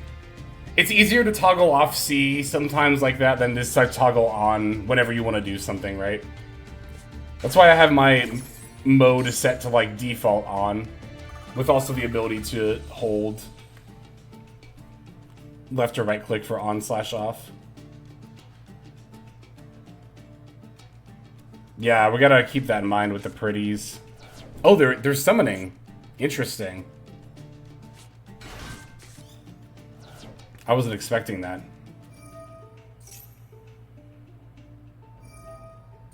Do they want to? I mean, did they want to chain block? But chain blocking doesn't matter against Valor or Imperm, which would be the things that would screw you over here. Because I've already used C and Ash Blossom. Summoning to chain block here plays around like exactly Gamma and nothing else. Ah, they found a Sleepy Memory. I mean, they don't have a card to discard, though, so...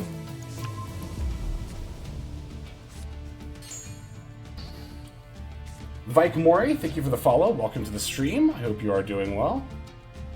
Okay, so they can go into, like, Little Noir, but they don't have another Quick Play spell to be able to, get the Yeep.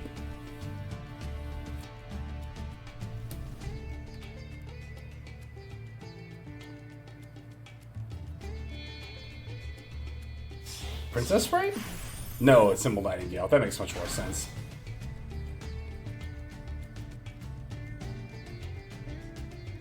Okay.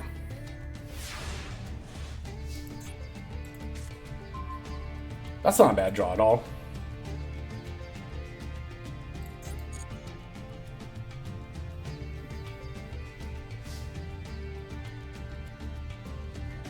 Alright. Whew.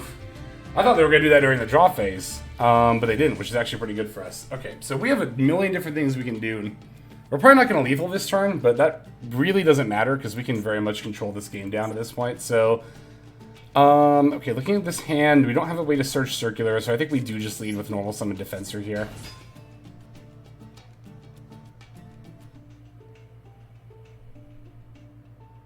Oh my god, this is so fun.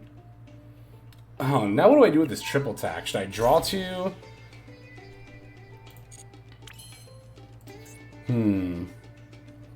I kind of think that I actually go... God, there's so many different ways I could do this. I kind of think I'd go for access code. Oh, we don't have to, because we can just get rid of this with super facts. We can also just steal this. Like, I don't even need to draw two. I already have everything I could ever want here.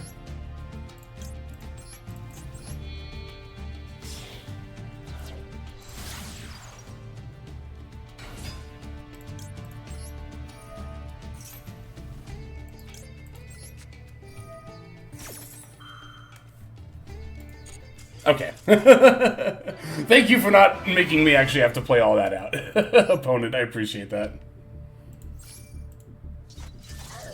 Woohoo! 2 more wins! 2 more wins!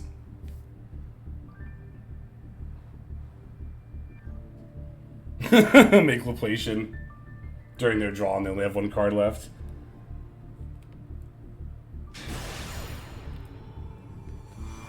Okay. Win the coin flip. Love to see that.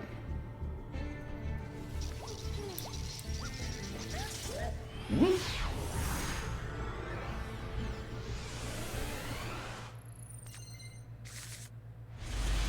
Hand's pretty good. Can't complain.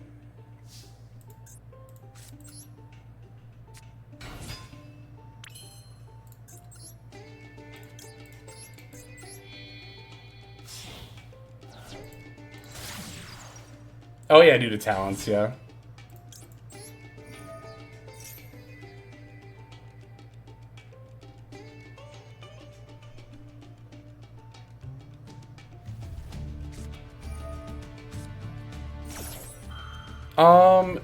I think this is fine. I actually don't think I Ash Blossom this. Because I can just chain Parallel Exceed, and then go for... Yeah, I don't need it.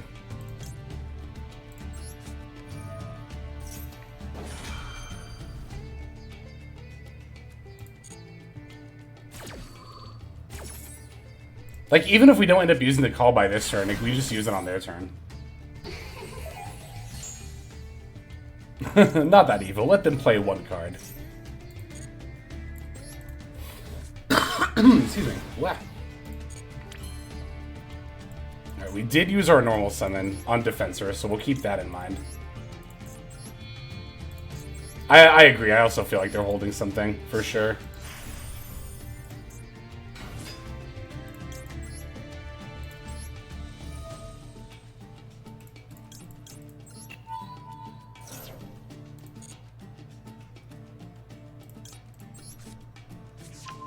I feel like they would have used Max C by now. I kind of feel like it's an Imperm. Oh, it's a Droll. Alright, well that's definitely getting called by it.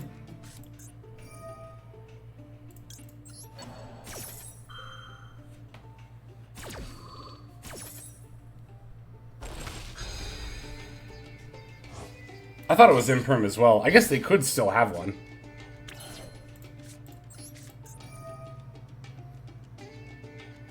Let me think for a second. So we send Sigma, Alemb effect. We could sack itself to bring back Sigma. We could also sack Ling, but that doesn't really do anything because we can't bring back Sigma by its own effect anyway. Because even if we sack Ling, we'd have to get rid of Sigma without summoning anything to the EMZ.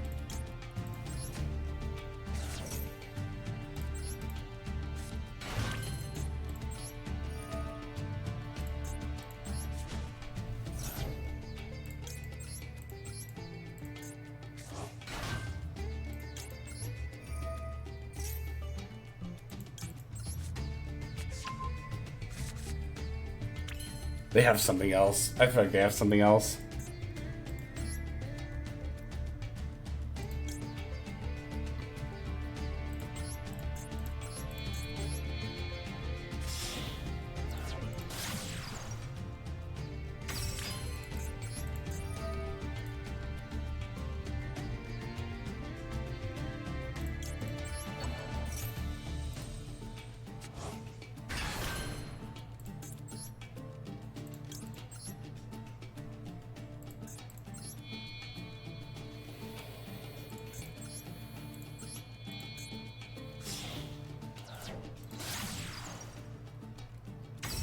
Do we need decoder?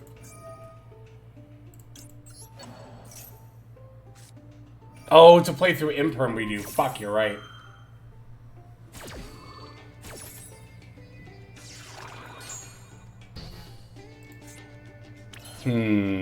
Yeah, there it is. Is there still a way? No, there's not. That sucks. No, yeah, I should have made decoder to play around Imperm. Because I thought it was Imperm too. I mean, I guess worse things could have happened. It's not ideal, but... It's too bad Terahertz requires 3 monsters, otherwise I could still finagle it with G-Golem. I'm trying to think if it's even worth it to, like...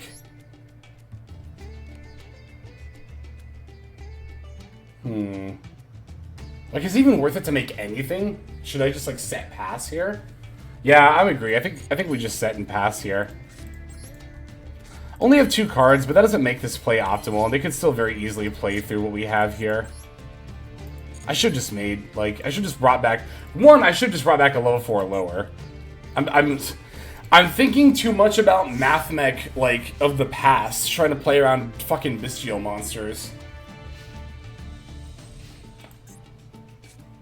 Oh my god, speak of the devil. Alright. Let's see. We definitely wait on the Imperm. I don't think it really matters here when I Imperm. Well, no, it does. We'll wait on it for sure.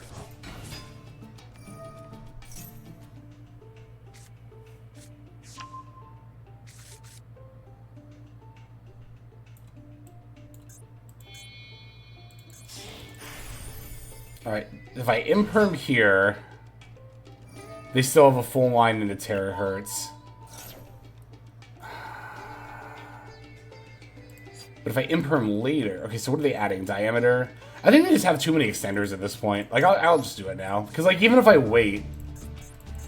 I'd have to wait for Terahertz. Oh, I could have waited for Terahertz. Could I have? Because they chain... if I try to Imperm Terahertz...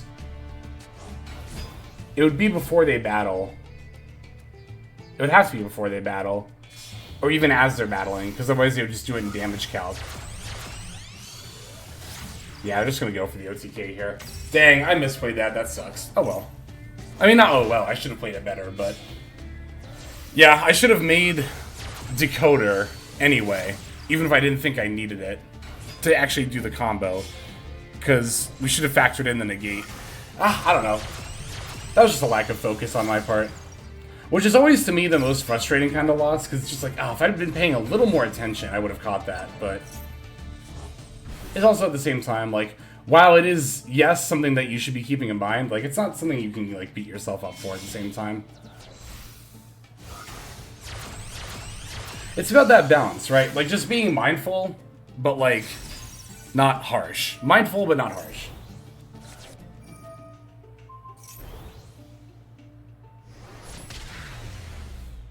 We are still 3 games away from Master 1 after this loss, so that's still a pretty good position to be in.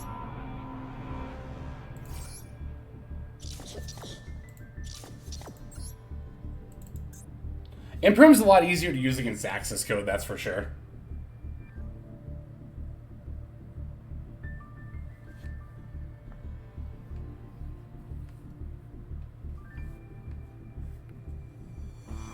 Alright, we just hit a nice little 3-game win streak here. And then we're in.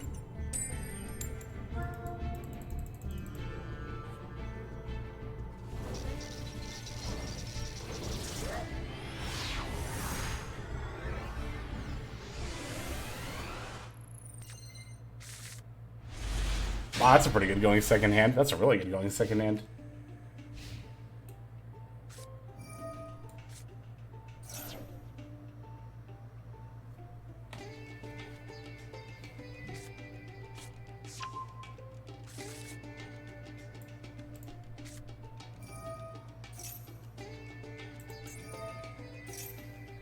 There we go. That is 60, yep. Ugh. Oh, whatever. We still have 2 negates.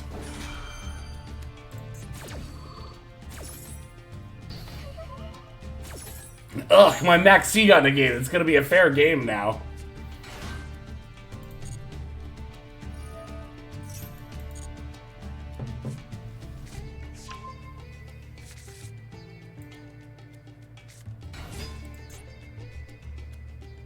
Okay, normal Soul Piercer.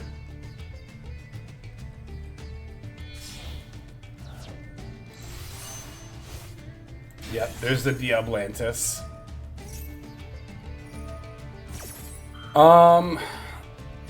That sends like the level. Oh my god, I don't even remember what that sends. Trying to figure out if I should negate this or not. Yeah, pendulum scales are now set up. I kind of don't think I do, because I feel like this is gonna summon a monster that's gonna go into another monster, and then maybe I could just negate that. I've actually never played against this deck before. This is the first time.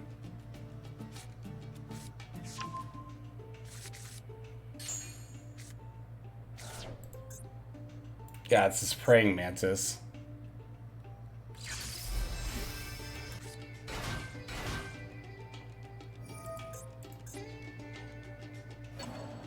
I think I'd... do I want to negate that? Like, I do. It gives him 1 less material and 1 less search. I feel like that's worth it.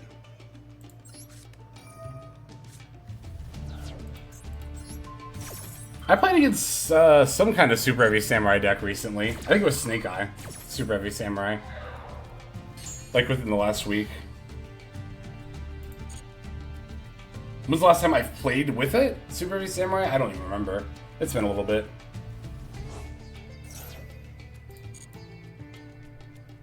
God, I wish I had a nib here. Okay, you've already Pendulum summoned, right? I wonder if there's gonna go for like Trishula. I don't even know if that deck plays Trishula or not. I remember it vaguely. Like, I remember the Diablantis sending the Praying Mantis. Oh, it's Junk Speeder, yeah. Oh no, Excel Synchron.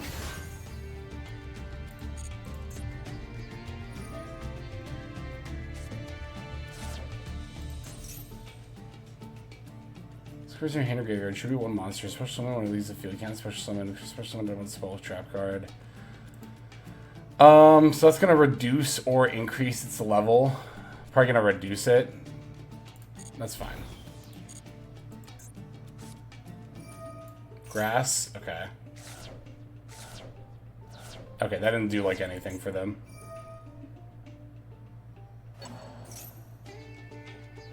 Yeah, that's completely fine.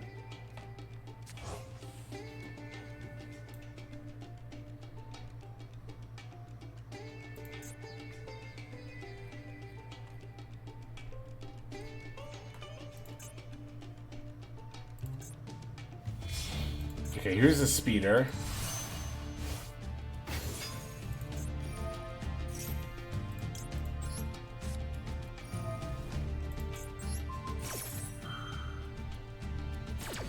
Alright, speeder is successfully negated. That was a pretty bad grass, wasn't it? It was literally just the poplar. They do still have, yeah, the Stardust Synchron. It really was just... okay, they have OSS in here, I guess. But nothing to shuffle back with it. What they had? It was, Stardust Illumination. Okay. They end on any negates? Yeah, it kind of depends on what we top deck, too. If they end on, like, 1 negate, but we rip, like, Imperm, that would be fine.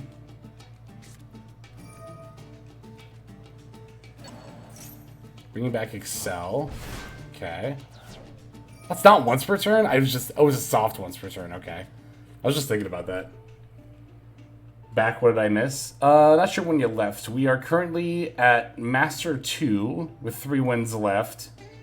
Went second against The Synchron Snake Eye Super Heavy Samurai deck from the Duels Cup Top 100. We opened Valor plus Imperm against them. Top deck Circular. I'd rather... Well, I want to see what they end on. There's probably other things I'd rather top deck. Oh, are they going for Trishula? Oh, Trishula doesn't actually matter here, though, because my hand is 2 Signet Lightnings. That's funny.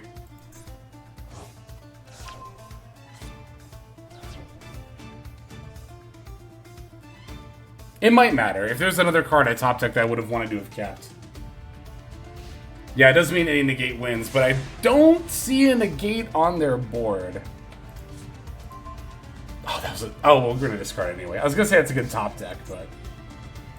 GG. Do we know the last card in their hand? Add, but they activated that. Add, but they activated that. Yeah, I didn't think we did. Okay. Please don't let it be Ash Blossom. Please, God, don't let their last card be Ash Blossom.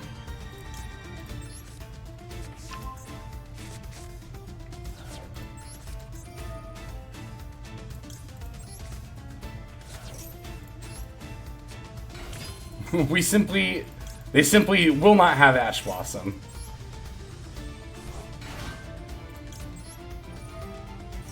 Alright. Whoo! We're good. We're good. Alright. Easy. GG easy. Alright, 2 wins. 2 wins. That's easy. 2 wins.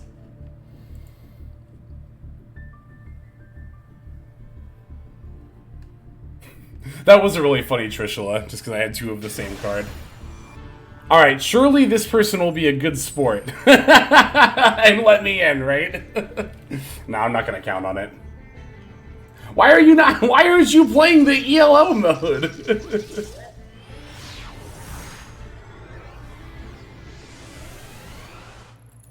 Alright, we're going second. Do you have an Imperm? Alright, thank you. Good opponent, good opponent. That was very good of them. Alright. Alright! Final boss. Final boss. Final boss. Final boss. Let's just match against that same person we just did.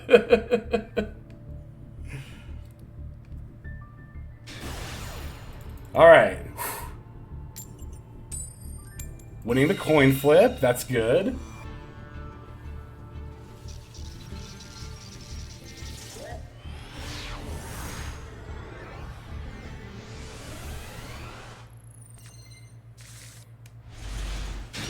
Hand's definitely not bad at all.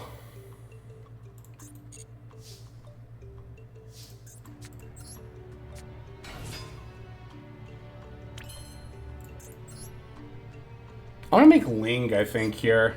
Just to play around Imperm a little bit.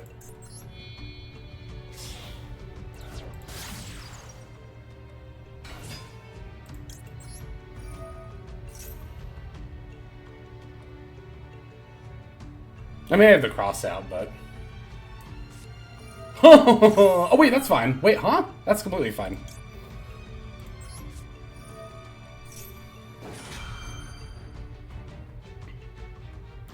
Alright, we're good. Oh my god, we did it! Ooh! I was really hoping for a quick concede, but that was even quicker than I thought. We did it, y'all. Oh my god, we're at Master 1! We can do the ELO mode now! Let's fucking go! Paid actor, shh. What are you talking about? They're definitely not paid. I'm definitely not signing a check right now. Nope. Nothing like that.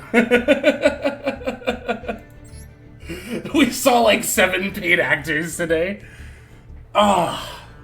Oh my god, here it is. Enter rating duels.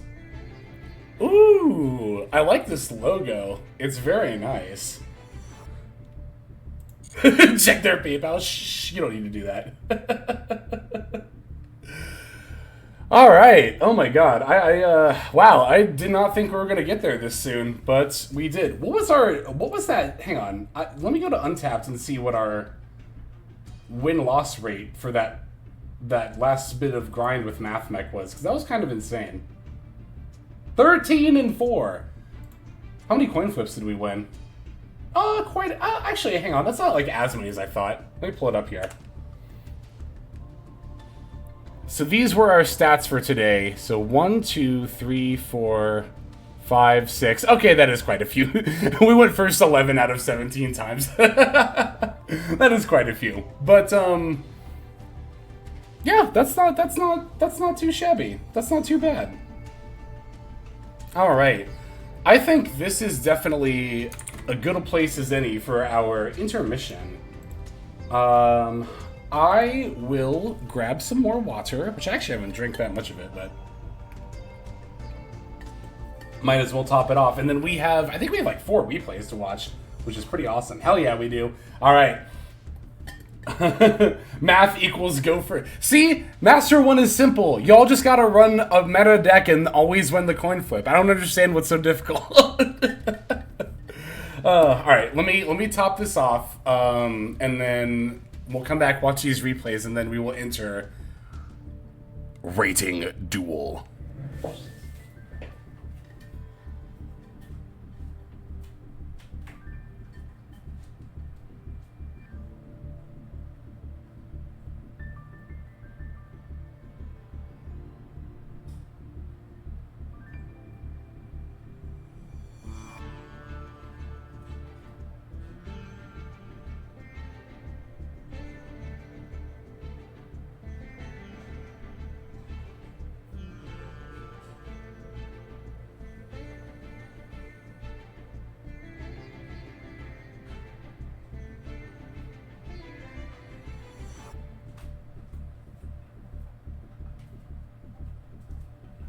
All right, I have returned. Are you getting warm water? No, I am getting ice cold water. In fact, you can hear the ice going around in there. I hate warm water, dude. Like room temp water is the worst. Gotta get some ice up in there. All right. Oh, it even changes the thing over here. That's cool. Check deck list. You want to see my deck list or our opponent's deck list? If you are interested in seeing my deck list, it's this right here. No new icon frame. Oh, that actually might be in the missions here. Unless these are just dailies. Yeah, no new icon frame. What the hell? Said I was getting warm water? Oh, I said I was getting more water. I might have just slurred my words a little bit.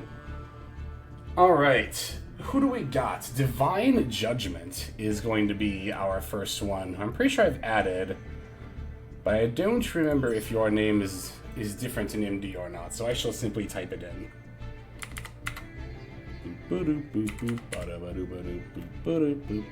Rhino. There we go. Alright, here we go. We follow. Oh, you have multiple accounts. I see. Gotcha. Gotcha.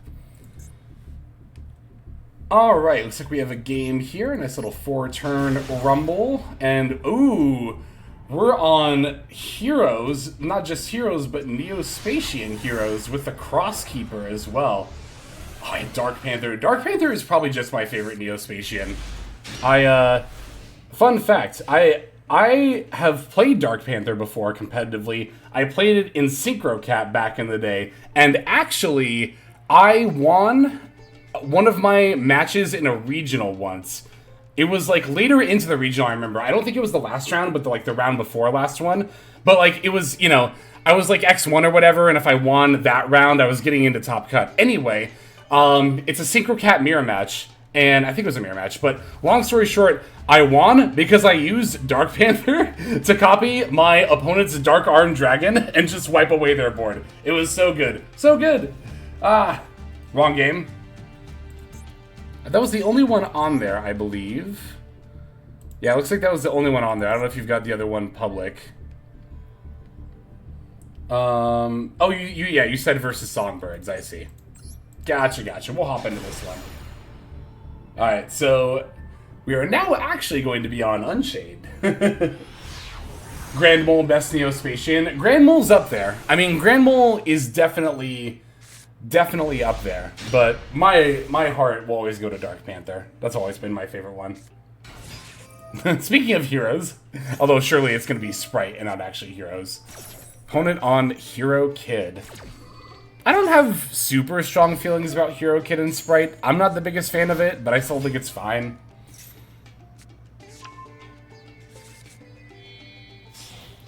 I do think, because I remember there were people on Hero Kid, like, before anything got limited. When Sprite was at full power, it was a mistake to be on Hero Kid. Nowadays, I don't think so as much.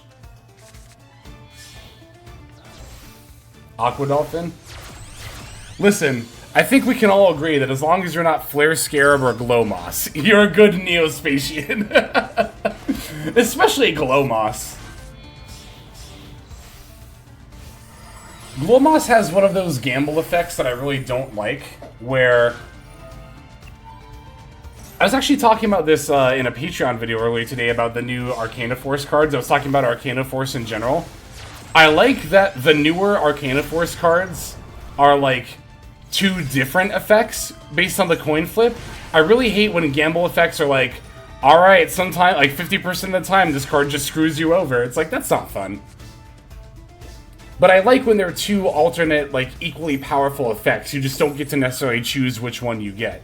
That, I think, is a cool concept. I think there's a lot of room for a good coin flip deck out there. Arcana Force is not it.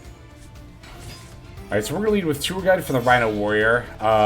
They are, in turn, going to bounce the Caddy. Not immediately going for the Synchro is a little bit interesting. Kind of makes me wonder if they're going to go for Mary Melfi's. Also, ooh, we're rocking that Unchained Yama Royal Rare. Very, very nice looking. Opponent has a Royal Rare Elf, I forgot to point out. I'm very, very jealous.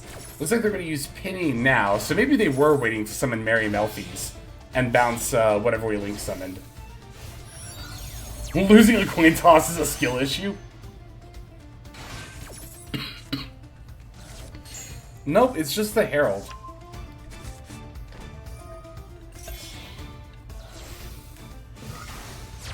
Alright, IP plus Elf into Avermax. I imagine we threatened to battle here, which is why they did that then.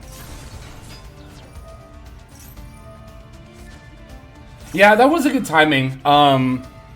If it was Herald, I might have just done it, like, right away, but they did it at a good moment still, before the Sharvara went to the graveyard and it got banished instead. That is a good point. Got our Abominable Unchained Soul. Opponent's going to Sprite Red to negate but not destroy, which is worth noting. Means the body will stay on the board. Now remember, we can't just go into battle phase to get rid of the Herald, because of course Avermax will direct all attacks towards it. We can use the Unchained Soul of Anguish to proc the Herald, though, which it looks like will be enough to get them to use the Herald's effect. Herald does destroy when it negates, so, but that does also let us get back a couple of things here, potentially. Alright, Yama's going to bring back the Anguish, popping the Aruha. Anguish F... Oh, it adds, not summons, right? To add, or just, yeah, add back. Oh, hang on, we're on this one. What does this one do again? Unchained Soul of Disaster. Using only this card. Oh, that's cool. Okay, so it has all the Link Monsters effects, too. So for the battles, you can... Oh, yeah, and then, of course, yeah, okay, so... going for the Thrust for the talent, and then activating the Triple Tactics talent to take control of an opponent's monster. And, of course, we get to take the Avermax here, because... Avermax can't be destroyed by card effects, and it can't be targeted by card effects, but Triple Tack does neither of those things, meaning we can not only steal the Avermax and then battle in here. Oh, but that's lethal. I thought this wasn't going to be lethal for some reason. I was about to say we can then link it off in the follow-up main phase 2, but nope, that was just enough to finish the opponent off right then and there. Good stuff, good stuff, good stuff. Thank you very much for that submission, Divine Judgment. Alright, our next replay comes to us from Peak 8. who I don't believe I have added yet, so we will definitely make sure to do that. 5, 6, 7. See, you submit a replay. Check this out. That's a good name. And yeah, you get a follower on top of getting your game featured. All right, so we have a very top replay against Ladalactus. Ooh, we are on Pure Snakes. This is pure, right? Yeah, I don't see any Fire King cards. On the skill drain. Ah, yeah, we were talking about this. Snake Eye with skill drain. Yeah, I'm eager to see this. There's said skill drain, so we get to see how that will interact with the opponent's board, or rather, let them not do that against us. Alright, so going to Imperm, or not Imperm, Valor the Poplar here. Fire King Island coming down first is a little interesting. But it doesn't mean they get to pop the... Oh, they're popping an Arvada in hand for the Garunix. Alright, so Garunix effect activates, but we... Oh, we're not going to use Gamma here. Okay, looks like we're going to wait for the summon effect. That actually makes sense. Well, no, because the effect wouldn't... Yeah, no, we can just wait for the summon effect, yeah. Because the new Garunix actually doesn't do anything when it gets destroyed. It's like one of the only Fire King cards that doesn't actually have, like, an effect when it gets destroyed, so... We can wait for it to hit the board, that's fine. Alright, going for the Link Haribo. And then Poplar comes back. Set card is assuredly the Circle, right? Or Skybird, not Circle. Alright, we're leading with normal summon Poplar. Both our Flamberge in hand is pretty unlucky, but... I guess it could be worse. It's better than not having plays at all. Alright, Poplar for itself, of course. Here is the Skyburn on the Link Haribo, but we do still have a card in the Spell Trap Zone. Unless they're planning on popping that with the Kieran here, which it looks like they might actually be doing. Alright, Arvada popping the Poplar. Yeah, we're just going to have to set Skill Drain and pass. But that is actually going to let us live here. Because... it is too, because they're probably going to go for like a Promethean Princess, I imagine, to extend their plays. Maybe a Link 2, yeah, before then. And once they do that, they'll have less stats on the board. Oh, they're going straight for the Nightmare Phoenix. Well, we can just skill drain that, too. So, there it is. They don't get a draw either, which is very nice here. They could still go for Promethean Princess to increase their overall damage output. Oh, they're going for Kieran. Okay, Kieran popped the Nightmare Phoenix, huh? Okay, moving to battle. They also could have just gone for Promethean Princess and achieved the same thing. They could have done that and also sent the Promethean Princess to the yard to set it up. Oh, I guess that's what they're doing now. Well, no, it's on the field. Yeah, they definitely could have set this up in the graveyard if they wanted to. Ooh, Temple's a pretty good top deck from us. Gonna place the Flamberge here, and now we can use our Sinful Spoils to get rid of the skill drain, and now we can make our own plays. If I didn't have skill drain, it was all over. Yeah, really, though. So, it seems like here we're utilizing the skill drain, not even necessarily as, like... We're actually using skill drain as an interaction more so than a floodgate. I mean, we are still floodgating them with it, but the idea is we're not going to sit on the skill drain for, like, the whole duel, right? We're going to use it to negate effects on their side, and then we can send it for something like OSS or Diabel. You can also send it with Ash or Oak, right?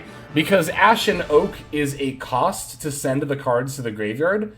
Yes, so then if you if you have skill drain up and you normal summon Snake Eye Ash, you can Ash F, send it and skill drain, and then the effect will resolve. It's not even just because the skill drain is no longer on the field. It's actually because Ash isn't on the field. It's also why you can, for example, use access code to banish itself and pop a skill drain that's on the field. That works because at the time of the effect resolving, the monster is no longer on the field, and skill drain can only negate monsters that are on the field. So, but yeah, just stops the opponent's turn, and then on your turn, exactly, you send it with stuff. Yep. So very, very nice. Thank you very much, Peak. Floodgates are the most annoying when they're one-sided only. I mean, it's definitely better than just sitting on a skill drain and like beating down with a Fossil Dyna. I guess that's a pretty poor example, because Skill Drain would negate the Fossil Dyna, but you know what I mean. It's a more interesting case use than just sitting on it and doing chip damage the whole duel. Alright, Blizzard is going to be our next replay, who I know I have saved here. But it's so hard to remember what people's names are or if they're different. I'm just going to scroll through here, and because I think yours is different. None of that's a problem. I can always just type the number in, but... Alright, so what should we have here? 820... 21.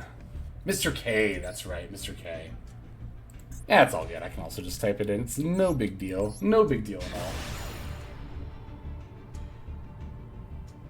all. Alright, so it looks like we are on Rev Synchron tier. And let's see how we open. Pretty good. We have Maxi and Dash Blossom. Can't ask for too much else going second here. I believe opponent is also on a Horus tier, or we're not on Horus, so they are also on a tier pile with Horus, I should say. I mean, all tiers are kind of piles, right? A little bit. Just because everything is so limited, you have to play like some amount of other random cards. You're firing off the Maxi. They're choosing the Rhino Heart. Probably just going to go for the Kikkalos. No? Oh, yeah, no. They just put Supreme Seamare back. I don't know why I thought for a second it was going to be Rhino Heart, or Kaleido Heart. That's a pretty good top deck. Okay, they're getting Solic. Solic, but not Crime. So they probably don't have a monster in hand to send with Crime. Alright, Pressured Planet Rates Off is going to be the first card we'll play here for the Fenrir. Specialing Fenrir, and then going for the effect, they are going to Solic now. That is actually pretty good for us. Well, relatively speaking. We'll see. Okay, Rhino Heart is activating. Okay, the Crime was the last card in hand. I see. Okay, so now they're going for the Rolkalos. Alright. I wondered if they were going to go for Kaleido or not. Kaleido would have actually been worse for us here if they put the Fenrir back. Not that they would have had any way of knowing that, but... Yeah, here we get to normal Rev Synchron and go immediately for the Barrel and Defleur. So nice that we get to do that. And just set up the Omni Negate in general. Oh, because of the rate south. I was like, wait, we battled over Rolkalos? Yeah, because of the rate south. I was trying to figure that out for a moment.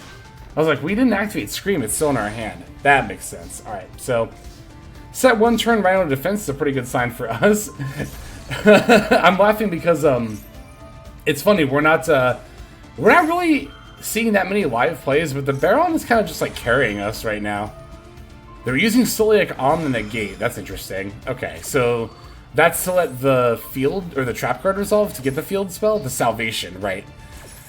Okay, that does mean they'll have access to Perla Rhino. No, they're getting rates off. Interesting. Not Perla Rhino?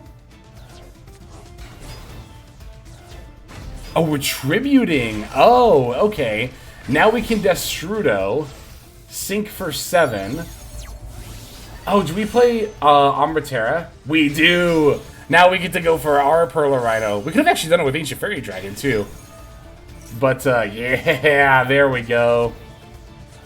This is why I like Rev Synchron in tier, is that line right there.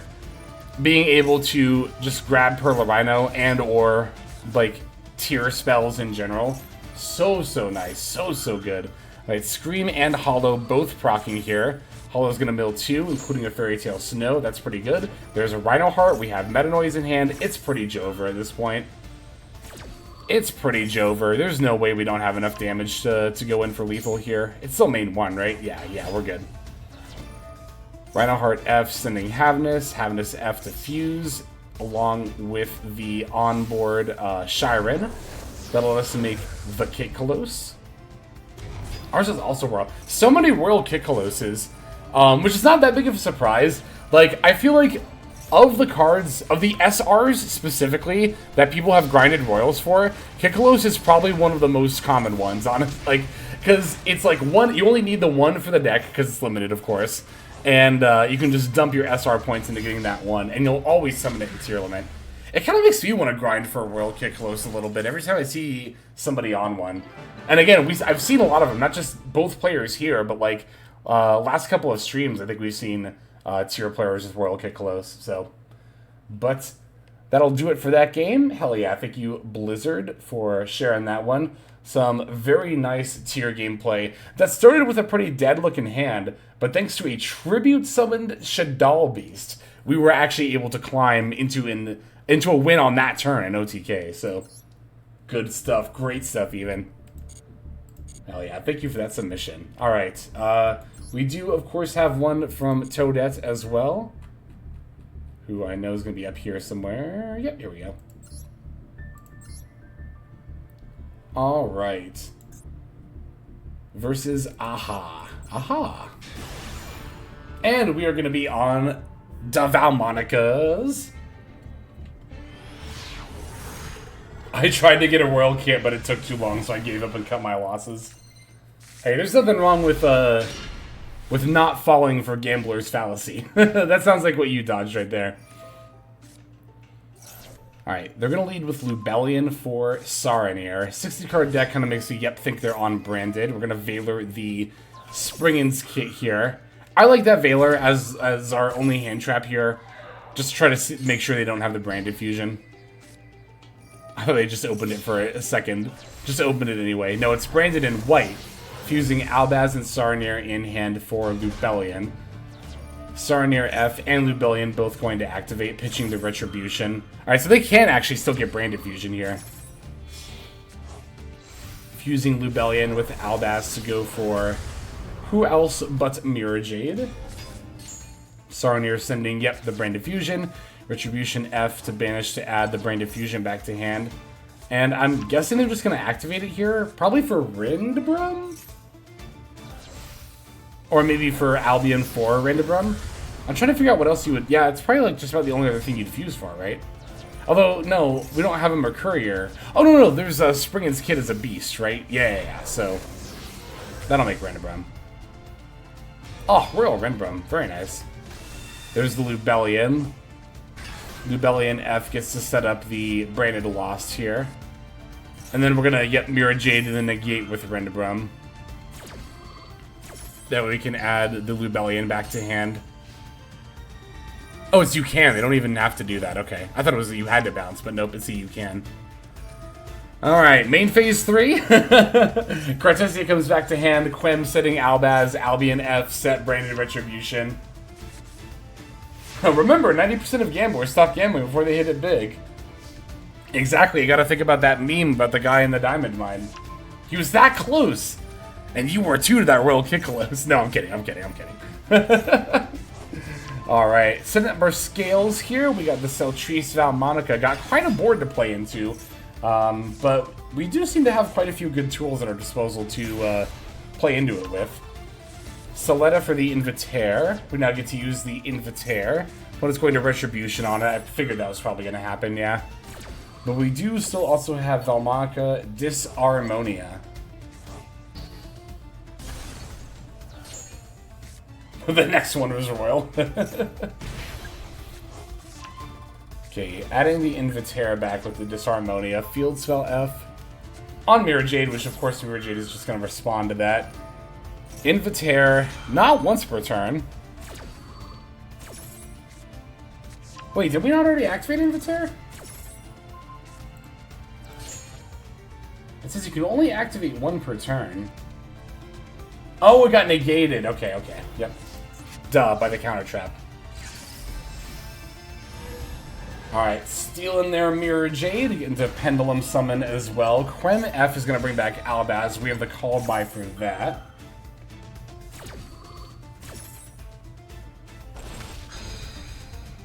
Okay, call by on Z Albaz. Demono F, banish to add. Now Angelo F. A gambler never loses, you just have to keep going. Yeah, see, you didn't lose, you just haven't won yet. Alright, so we get to not only make the Baguska, but then link off their their Mirror Jade for our Zaboof. I always want to call this card Zaboomafoo because I can never remember what the actual name is. Even like as I'm reading it, it's Zaboofera. It's Zaboomafoo. Well, I mean, it's not a lemur, so. Alright, Zaboomafoo F, putting back the cell trees to draw to. Alright, I'll stop calling it that. No, I won't. Who am I kidding? Alright, Mirror Jade coming back. Magusa, of course, just going to turn that into defense mode. We get both effects of the trap card here, so they can say goodbye to their loss as well as their Rindabrum, I think that was. On top of that, we are just going to be stealing their Mirror Jade. This is ours, our Mirror Jade. Alright, Brand Diffusion is coming back, and that's going to get activated here. But, of course, we have everyone's favorite Ash Blossom. Everyone's favorite Ash Blossom. Ash Blossom and Joyous Spring. Yeah, Cartesia not really able to do much under Dabaguska. Back over to our turn here. We're going to summon the Angelo. Opponent's going to Maxi in response. We do, of course, have that triple attack in our hand, as well as being able to go for the Duraloom? Something like that. Popping 3 of their cards. This thing can also attack 3 times or something ridiculous like that, can it? Hang on, what is this again? It is... Cards like summon target cards with a number of resonance counters in your pendulum zone, destroy them. You can move 3 resonance. Yeah, and then you can attack 3 times. So, pretty solid going second card there. And then, of course, we have a good old Zaboomafoo to be our quick effect during the opponent's turn. So, good stuff. Thank you for that submission, Toad. Very, very much appreciated. All right, so we're in the big leagues now. We're in Rating Duel. Oh, we got there so early. I feel like I should take it seriously and like actually try to get a high rating. It probably doesn't mean anything. I mean, we know you don't get like rewards for it, but there's the bragging rights, right? There is just the bragging rights. Let's get that ELO. I'm just trying to figure out what I want to bring. We can swap over to Twin Sprite. We're gonna have a little bit of fun while our ELO is still at the lowest, right? Let's just do that. Plus, I did say we were gonna do half Mathmech, half Sprite. Matchmaking may sometimes take longer compared to rank duels.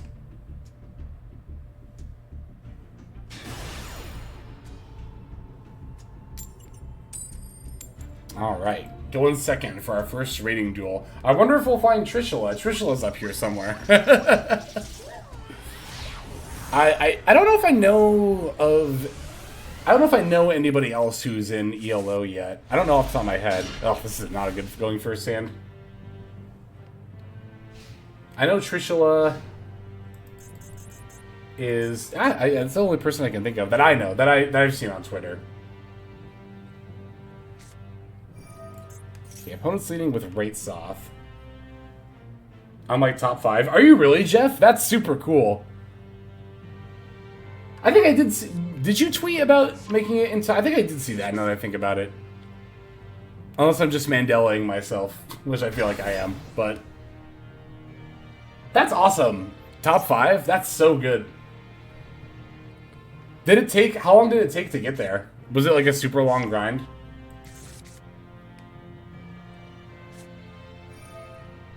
I know you have to, like, keep playing, of course, to, like, maintain your ELO, but... Poking fun at Minnie. It didn't take that long. That's good to know. Alright, opponent's on cash. Like, actual cash. Like, the Ogre for prep cash. It's kind of wild. Didn't expect that. Did they, Okay, they got Birth, and then used Birth to normal summon Ogre. I see.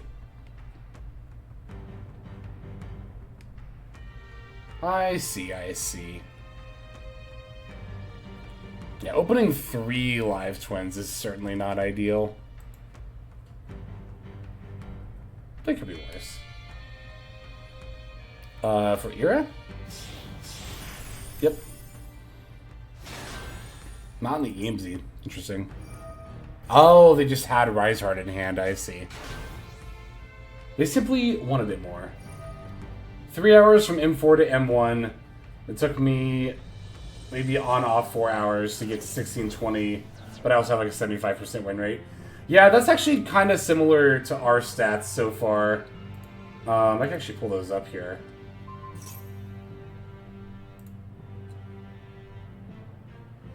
Yeah, our overall win rate up to Master 1 looks like was 73%. So that's not too bad. This is definitely the fastest. Is this the fastest I've ever reached Master 1? I think it is, actually. Maybe the very first debut of Master, I might have grinded for it faster. Some might even call me the Master of Faster.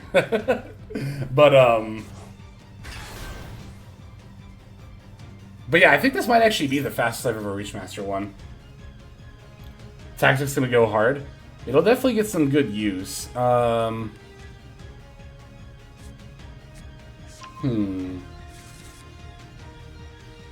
This will depend on what we top deck, how we play this out. I mean, obviously we're gonna use triple tack, but beyond that. Oh yeah, they took our pendulum zone. It's kind of funny. Right on time, Ash Blossom. That's actually not even a bad call. To hedge and go after the Penta Zone.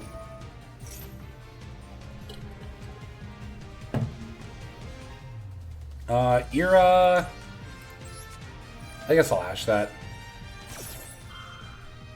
Those stats, that's part of Untapped. So, when you use the Untapped companion, which I'll go ahead and throw the command with my link in the chat, which again, if you choose to use that, definitely does help, but Untapped doesn't just track your deck in-game, you can also use it to track your games overall. And, let me pull it up here again. And yeah, it'll show you things like your win rate, you know, by individual deck, like, yeah, see, it shows me overall win rate, overall going first and going second win rate by deck. You can also sort by match history. You can see if you won the coin flip. You can see which games were rank ups, what time you played them. It's pretty nice. Alright, Zeus? This is probably just a Zeus here, isn't it? We can even make a Zeus with their Arise Heart if we wanted to.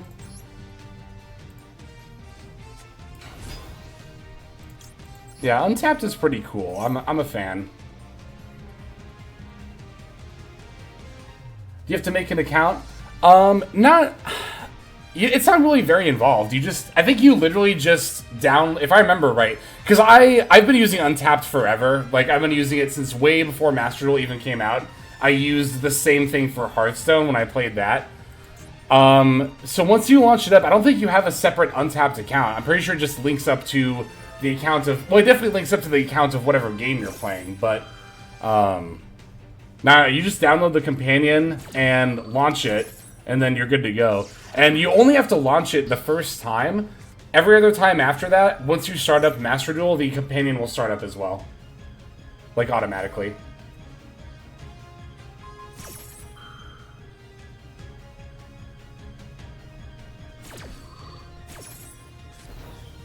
Imperm then Fenrir? Do we... Oh yeah, they used Imperm over here, yeah. Looks like they did... Oh, that is what they did, okay. Yeah, they Impermed then Fenrir. Alright, so we're gonna steal their Arise Heart, and we're gonna make a Zeus.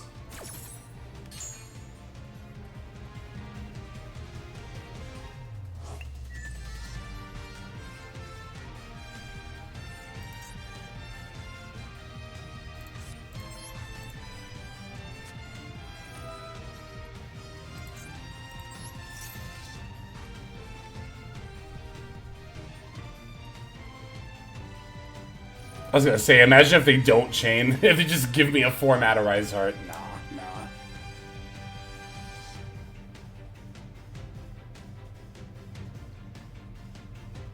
Almost kind of makes me want to take Era a little bit. Oh, we have to take Era now.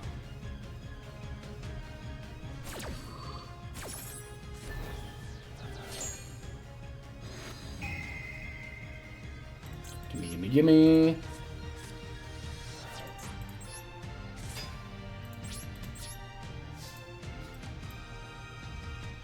Ooh, what do you have? Oh, it's just prep. Yeah, it's prep. Okay.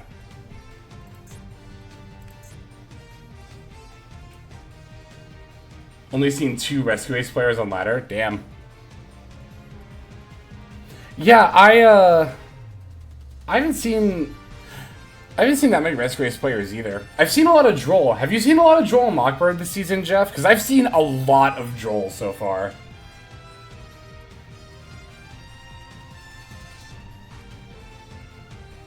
Alright, are you gonna let me do something, or we're just gonna sit here? You've seen a lot of Joel. I haven't seen Joel yet. Oh, this is Denier. Denier. I always want to say Denier. I always miss that L. Usually I haven't cared for it, though.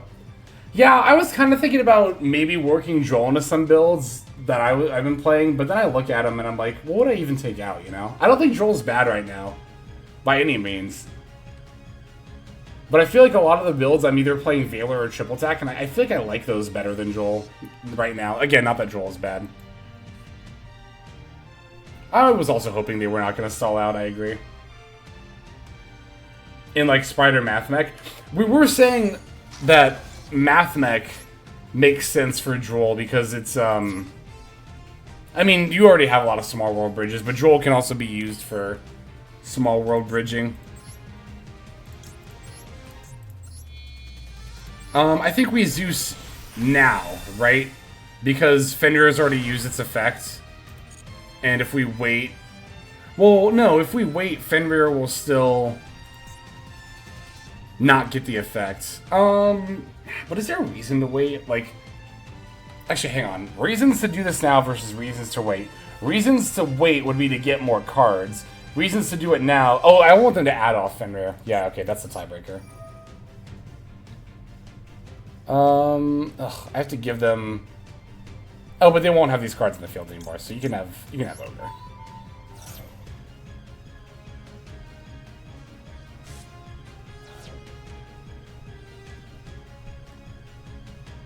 End phase because technically Veiler exists. I was thinking about Veiler, but then I just had the thought of like, oh, it's cash, you don't play Veiler.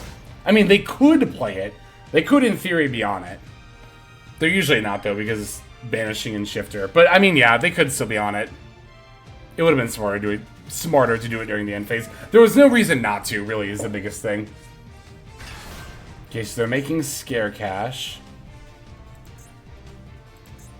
Banishing something, I'm sure.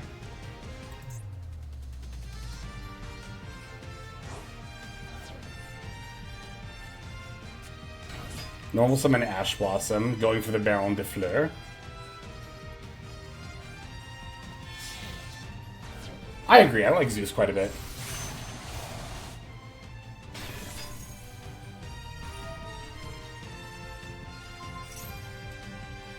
Alright, we have a few cards we could draw to out this.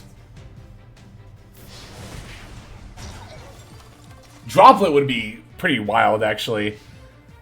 Because we could normal one of the twins, Droplet, it away, summon the other, and then get the other's effect. Oh, it's Max C. I mean, but we're at 2,400. Oh, we do just lose then, don't we? No! That sucks! They simply won't negate this. Shit, I could have actually not activated in Special Blue, but then just negate that. It's the same thing anyway.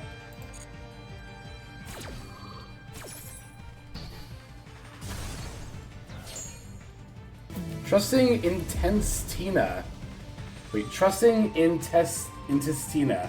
Thank you for the follow. Welcome to the stream. Hope you are doing well. Joining us for our very first rating duel. As we're losing it. But I like just got into rating duels, so I'm not really like super caring about my rating at this moment. Oh wait, huh? Okay, so they're tagging in Unicorn. This gives me an opportunity to draw. I don't know what I could draw that would save me.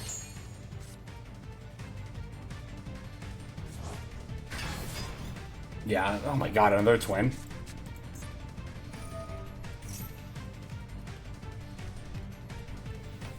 So yeah, since we just started rating duels, I'm using Twin Sprite for funsies right now. I mean, not just funsies. This is actually a good deck too. We just went second. We just went second against Cash with a hand that was like all gas and triple attack. So you know, this is just BM. This is just misplaying, is what it is. There's no reason to not just move to battle phase. The more things you activate, the more things I could respond with, you know?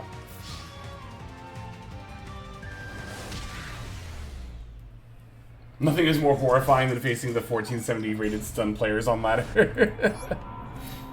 Listen, I'm honestly just happy that there's an incentive to play, in Master. Okay, so low rating bad, high rating good. Got it. I'm just glad there's an actual incentive to play in Master 1. Like, a lot of the reason I didn't go out of my way to go into Master 1 super quickly beforehand is that, like, as a content creator especially, like, it was at my detriment to reach Master 1 because it greatly increased the amount of time needed to get replays for videos. Like, it just wasn't, like, it just wasn't feasible, But now there's motive, there's incentive. What deck did you use to climb to M1? I can show you all the decks I used, because I used 4. I used these. These right here. Actually, let me see my hand real quick. No hand traps, good. 2 hands going to second, no hand traps, but oh wait, hang on, where is it? Here we go. So we used Mathmech, Fire King, Snake Eye, Horse Nature, Pearly. Not much of Pearly, just enough games to get a deck profile for it. Horse Nature I played most of my games with, as you can see. It works quite well for me. Alright, what are they doing? Oh, it's Mathmech.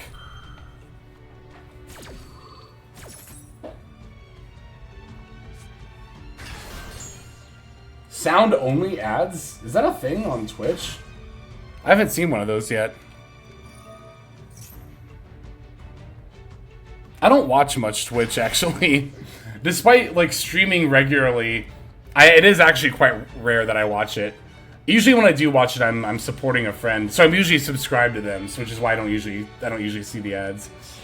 Because I'm just so rich, you know. I'm kidding. That's actually a joke. I am not rich. I am decidedly not rich. That is 100% a joke. We are in yellow mode, yep.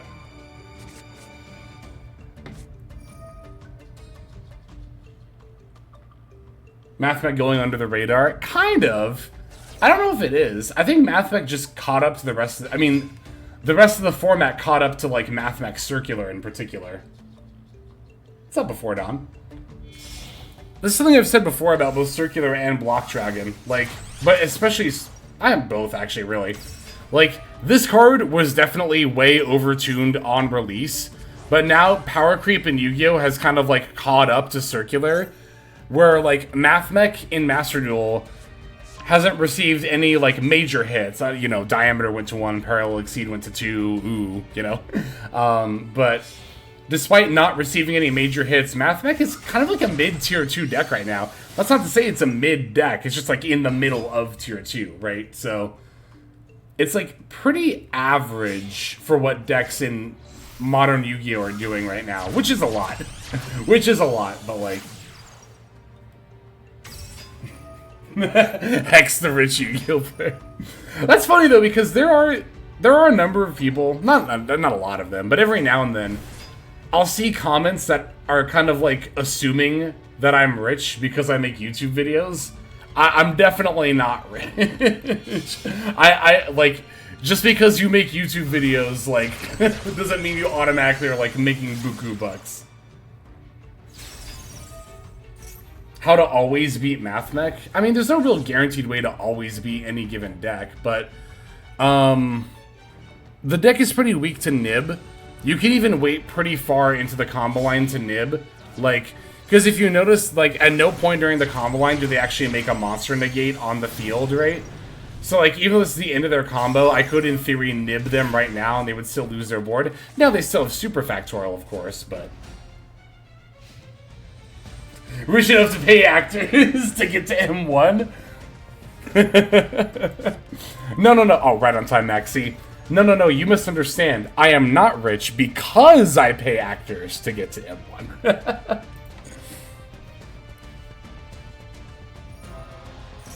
Did they send D-Save Worm earlier? They did not. But they're going to send it right now.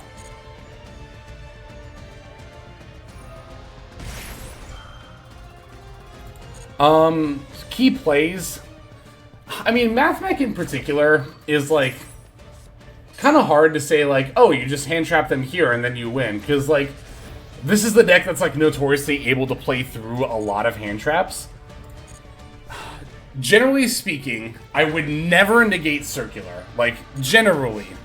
But again, there are some situations where you do. But if I only had one Valor or Imperm, I would wait for Alimbertion. I guess that might be the answer you're looking for. Alright, let's... Actually, we could start by specialing Meow Mine.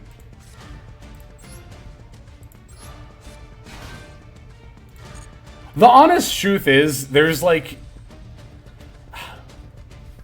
no real way to say, hey, against this deck, if you hand trap here, you'll always win.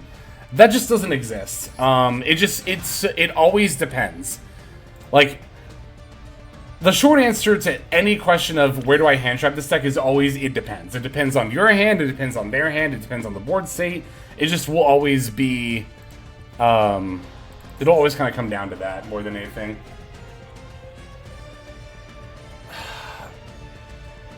I don't like this. I don't like this at all. I guess I'll just go for... Elf? First? Yeah. I mean, we're probably just gonna lose, but I'll try to play through this. What key plays to stop so I can play? Again, if you open Valor or Imperm or Ash Blossom and nothing else, just wait for Alimbertion. If you're able to stop Super Factorial, that's really good. The most common way to do that is Call By, but of course they have D-Save Worm to stop Call By. Ghost Bell is a monster effect that would do it, and it is like not a bad hand trap in general. Hey, speaking of Super Facts. Yeah, because again, like I have Call By here, right? Oh, I should have Call By'd while Red was on the field. Well, no, because they would have had to have activated Super Fact. Because if I Call By targeting Diameter before they activate Super Fact, they can change Super Fact and just bring it back.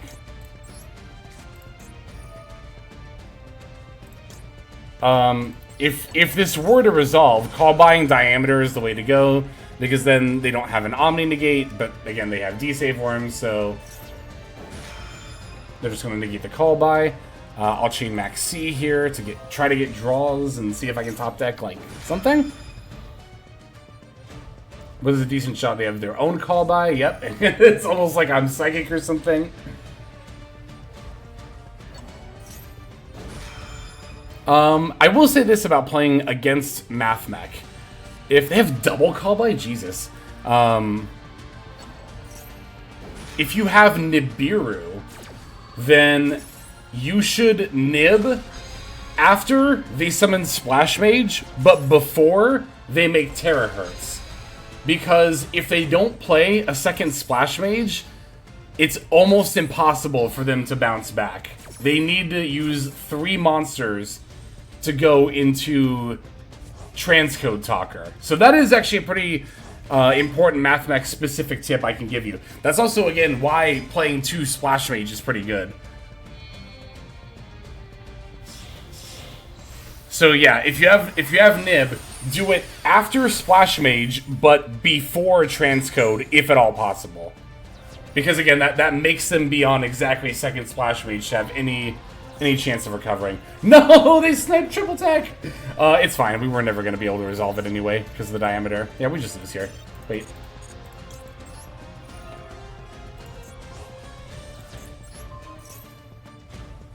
I don't know why I wanted to activate that so badly. Yeah, we still lose here.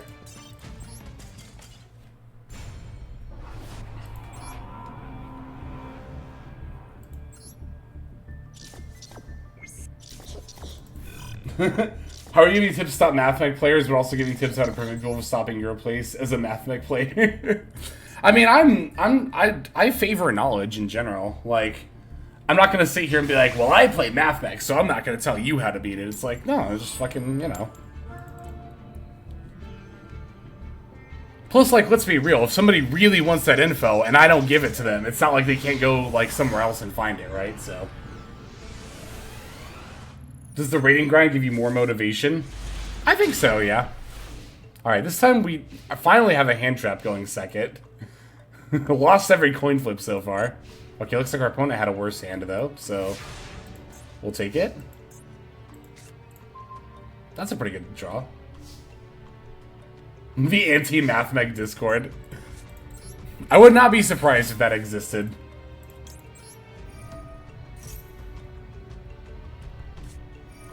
I wondered if it was going to be Max C.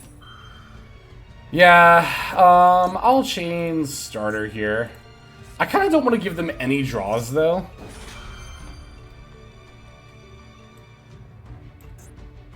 What if I get carrot and then I special red, giving them one draw? I might actually do that.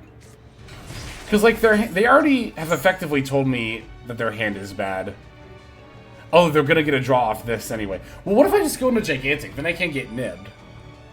But they probably already have Veor / Imperm, to be totally honest.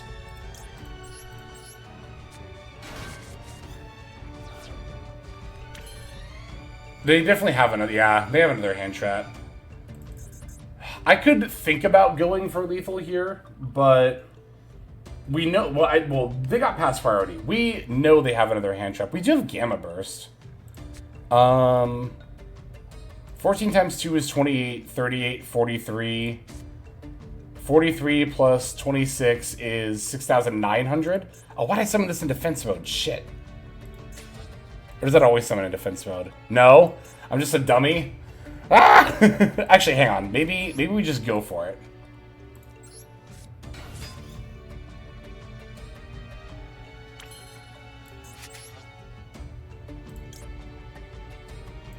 I'm just gonna go for it, actually. Disregard everything I said, I'm just going for it. Shoot, if I just summoned that Frost in attack mode, we would have been fine. 38. 14 times 3 is 42, plus 38 is exactly 8,000. I have exactly 8,000 on board right now.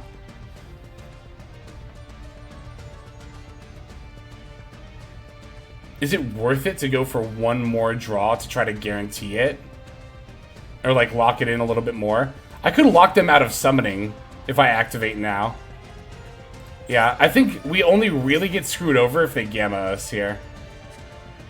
Imperm is fine.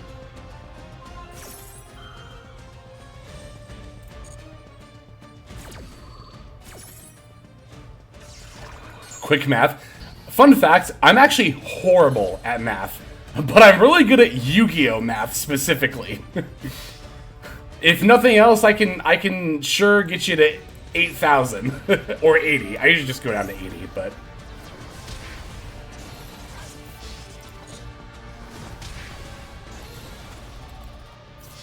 Alright. Yeah, if you ask me to do anything besides add up to 80, my math skills go down the tube really, really quick. Alright.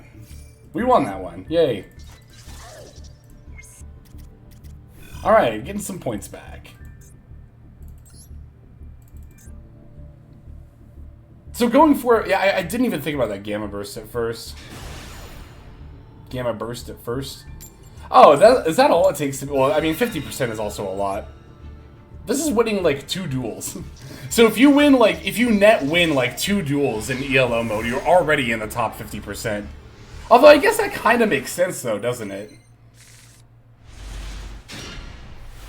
With the math. This hand's good.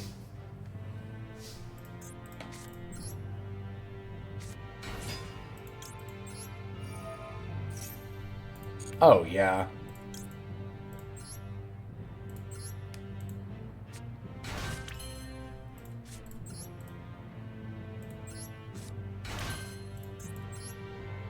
Let's definitely make gigantic first.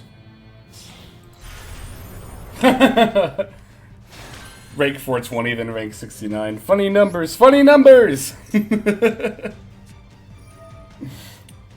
Alright, they have an Ash Blossom, but I just have Jet in hand, so it just doesn't matter.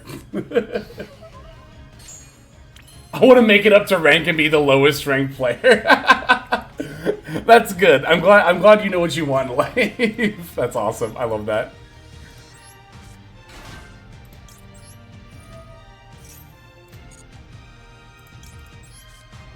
That's good. That's good. I like that. It's important to have a goal. Exactly.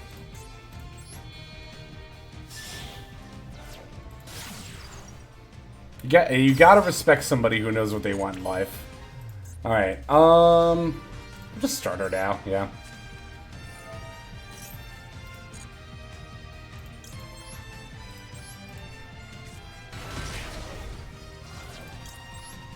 I guess I'll get red? Sure.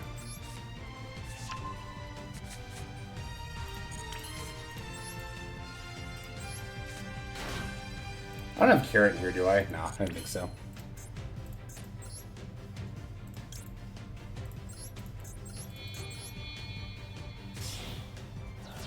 Oh shit, I didn't summon IP. Oh, I can still do it. Okay, I'm good. Ooh. Alright, yeah, because you get Fiend locked from the extra deck once you activate this. It doesn't matter what I bring back.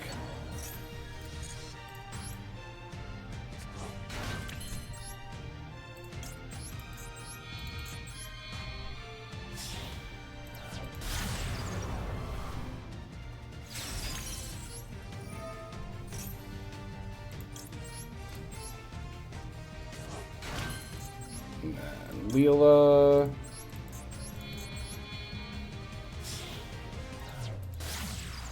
Do you rock Nightmare Griffin? I don't think I do anymore on this list. I just never summoned it.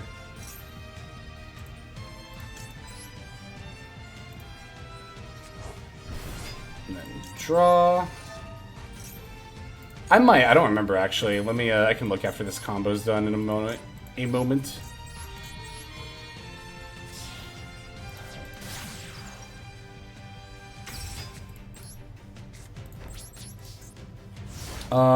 No, I took it out. I mean, you could play it over Underworld Goddess. But I like having multiple options of things to go into if you're Fiend locked under IP. Like I said, I had it in my deck for a while, and I just never found myself going for it.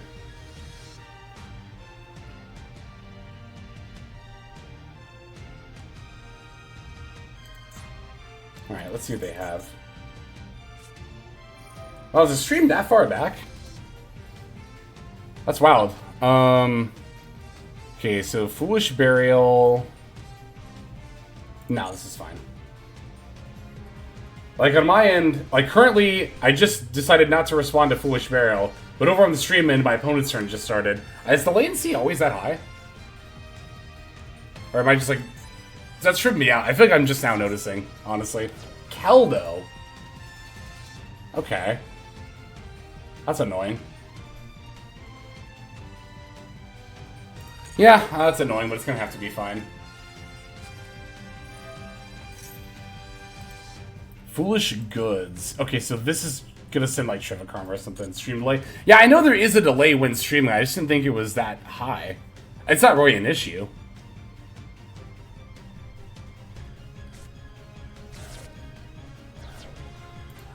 I might Ash Trivikarma. No, I'm not. I'll just let them get Pearl of Rhino. Because Pearl of Rhino is the most important thing to negate. If they don't search it here, they already have it in hand. I'm just going to play it anyway.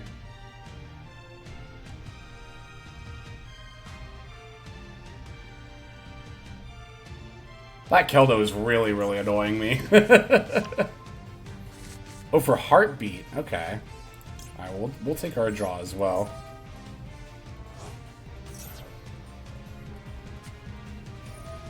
They're heart beating right now. That's actually fine. I don't care about this starter. I'm definitely not chaining it. Am I not chaining it? Because I could IP into SP, like, while 2 locked. You can use IP while 2 locked! Oh my god, that's actually huge for Sprite. Okay, so if I'm 2 locked... Okay, so if I want to summon SP, I'd have to do it before I activate Kissekeel. That's fine. I'm chaining this.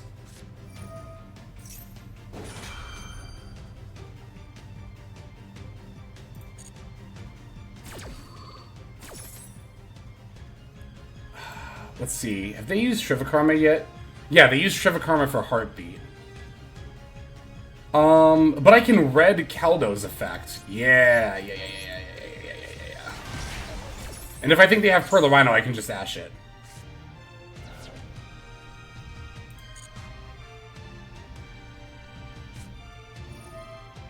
I can Ash this, too. I'm absolutely Ashing this!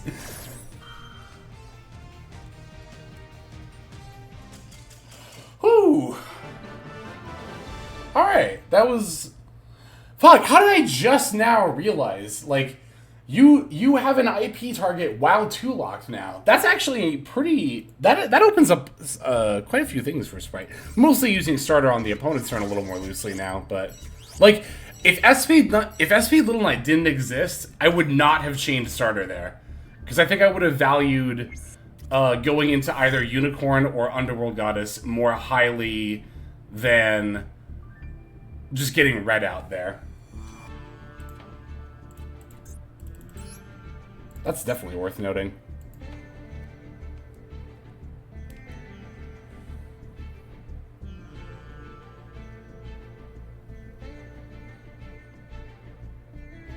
Sometimes you just gotta F around and find out. Yeah, really, though.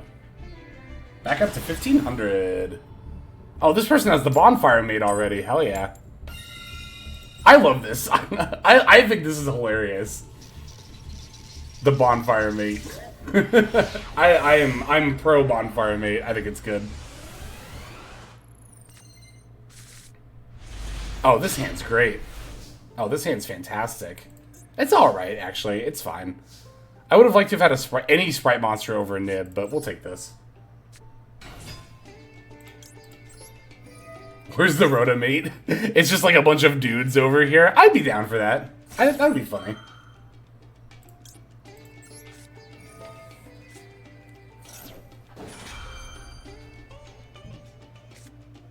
Oh, and the Imperm, wow.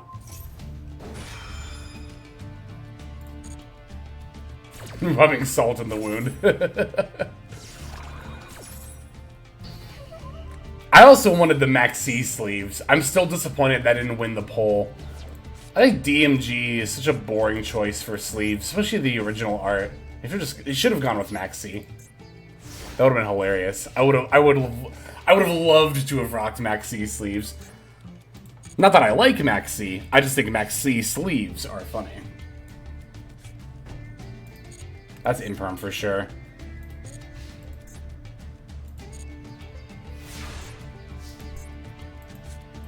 Men. Just a pile of men. Rotomate, and it's like just a bunch of dudes standing here like, oh, hello. Morphin was so cool. I would have loved that one too!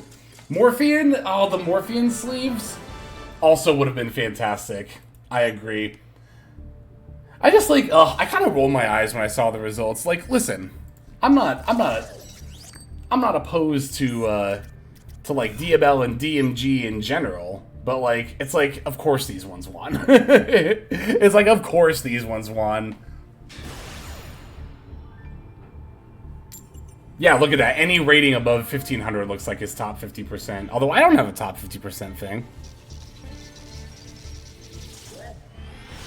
Oh, sorry. DMG is Dark Magician Girl.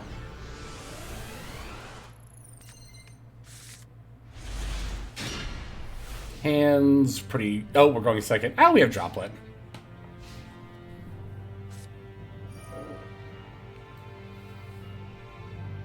I would insta buy the maxi sleeves if they were in the shop. I just want more funny accessories. I like the funny accessories. 1510? That person was at 1503 and it said top 50%. It's a lab. Alright, so it's basically Furniture, Ariana, Ecclesia, and Maxi, and they choose Ariana. Oh, Morin Fen? Is it Morin Fen? I think it's Morin Fen. Morin Fen is like a really, really ugly, old, bad vanilla monster.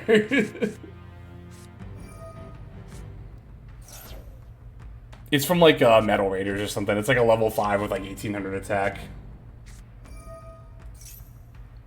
But the OCG community in particular really, really likes to meme about that because it's got such like ugly art. I mean, the art is fine. It's just an ugly monster, right? So they always... So, like, there is an IRL sleeve poll in the OCG, and Morin Finn won that one. So, real-life Morin Finn sleeves exist, which I think is great. It's kind of like, Sheep Snatch. Sometimes TCG players... This is back in the day. TCG players used to meme about Shape Snatch being broken a lot, because it's a terrible old monster. It's level 5. It's a level 5 with, like, 1800 attack.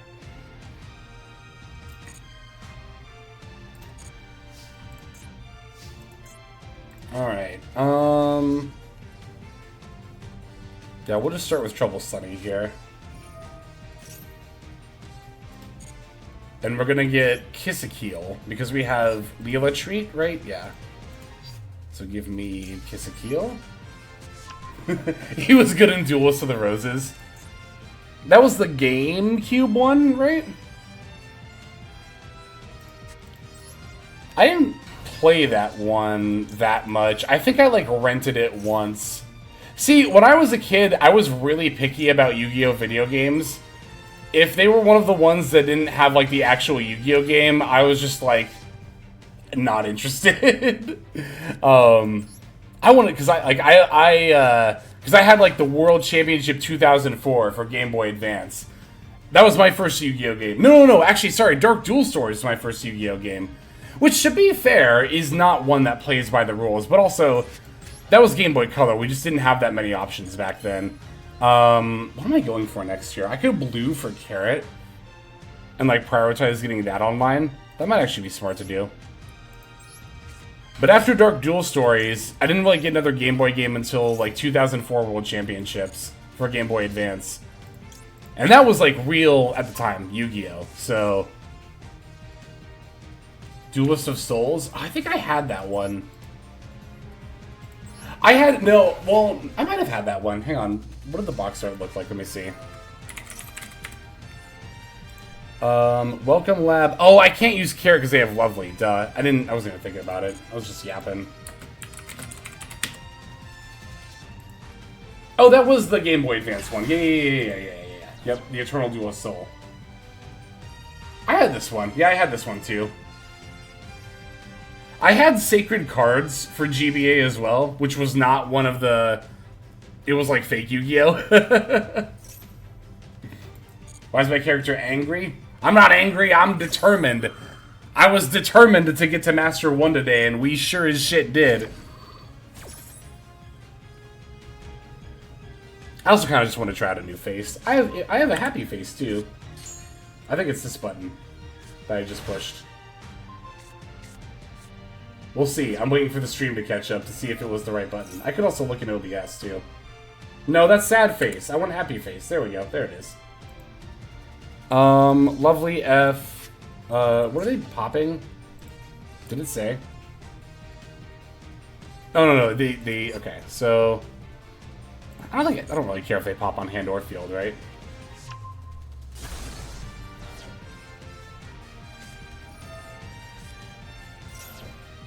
Clock and cannon. Oh, well, yeah, I was not paying attention, by the way. Was absolutely not paying attention at all during that, by the way. I don't know how much I really could have done.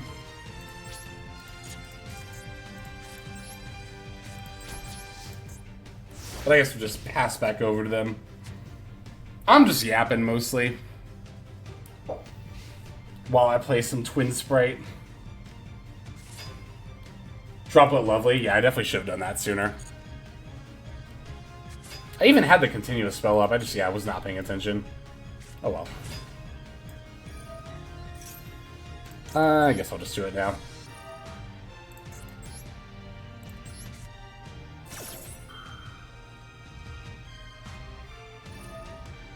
Oh, and they get back Arius, because I didn't tribute a monster. It's fine, I don't care.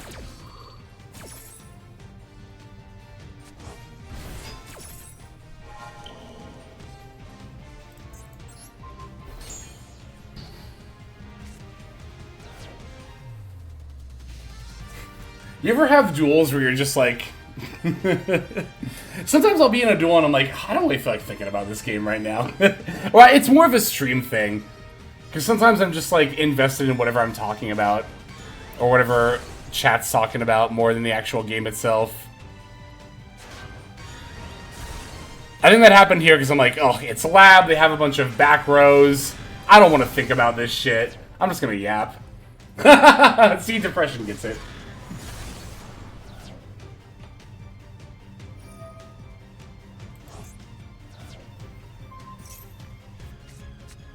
Alright, they can just have this one.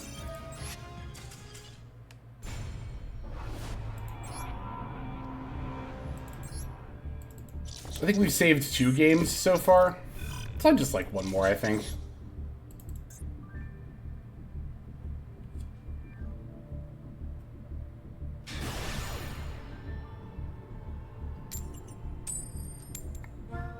$301ZRG.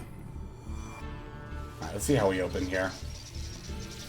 You know, for a deck, maybe I should be playing Valors over Triple Tax, actually, since I'm already playing Droplets. That might actually just be smart, yeah. Because I was going to say for a deck with a lot of hand traps, but I actually kind of don't have that many hand traps. I do have quite a few board breakers.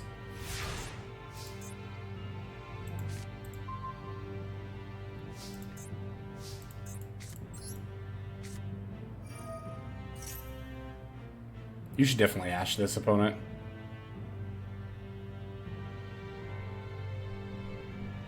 They thought about it.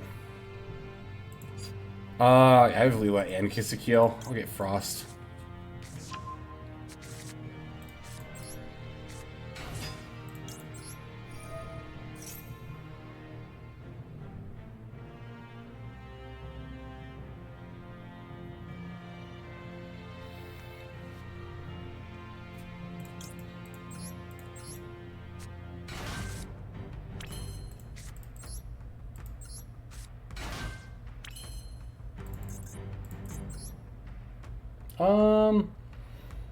Elf first or straight into Gigantic?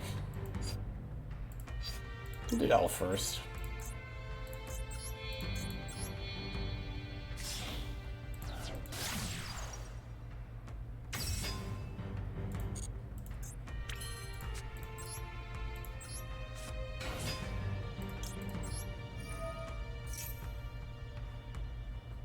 Okay.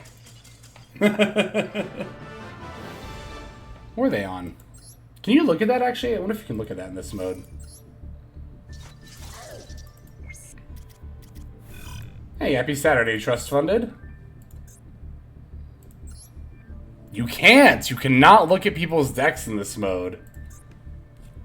Good to know. That makes sense. If you're, like, really sweating. I mean, if it becomes, like... not that it will. But if it ever became, like, a Duelist Cup level sweat, yeah. Who knows? Maybe at some point. Again, I'm pretty sure other online TCGs, when they have a mode like this, will, like, invite players with, like, a particularly high ELO to certain tournaments. Not necessarily, like, Worlds or anything, but just invitationals, you know? That'd be nice. How's ELO going? I mean, we made it to ELO today, so I think the fact that we made it here so... like in 6 days is already, I'm quite satisfied with that. But now that we're here so early, we got to aim for a high ELO. We just got there today though, so right now I'm just kind of messing around with Twin Sprite a little bit while my ELO is still like at a point where it doesn't super matter. But we'll probably sweat a little more with it. Sweat a little more with it. As the new pack and stuff comes out. Oh, they have the Kieran. Brutal.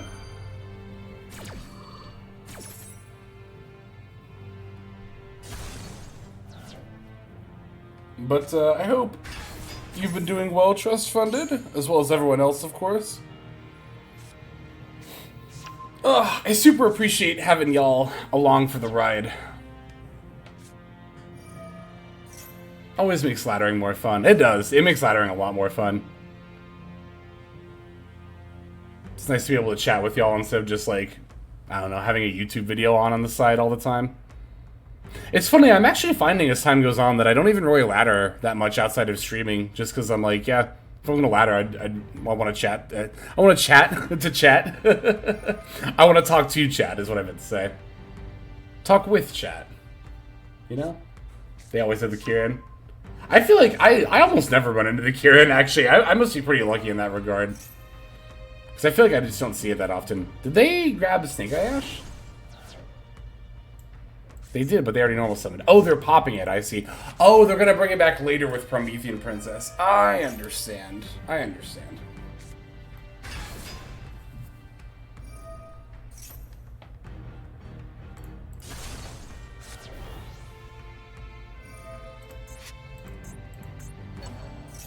Yep, Arvada for Ponix. IP, Princess, Ash, Poplar. Oh, they still have OSS too, wow. Link Karibo. Oh, they'd have to get rid of Princess before going into Link Karibo. Wait, no, you would want to go into Flamberge, right? You don't... Oh, no, but they still have Ash on the field, yeah, so then they could... Wait, they could even give up the Sanctuary if they really wanted to. Wait, they made Link Karibo now? Oh, yeah, you do just make Link Karibo now. Yeah. And then Princess, Ash, Poplar, OSS, Ash F on... You might not even need to do it on Sanctuary. You might not even need, the Poplar.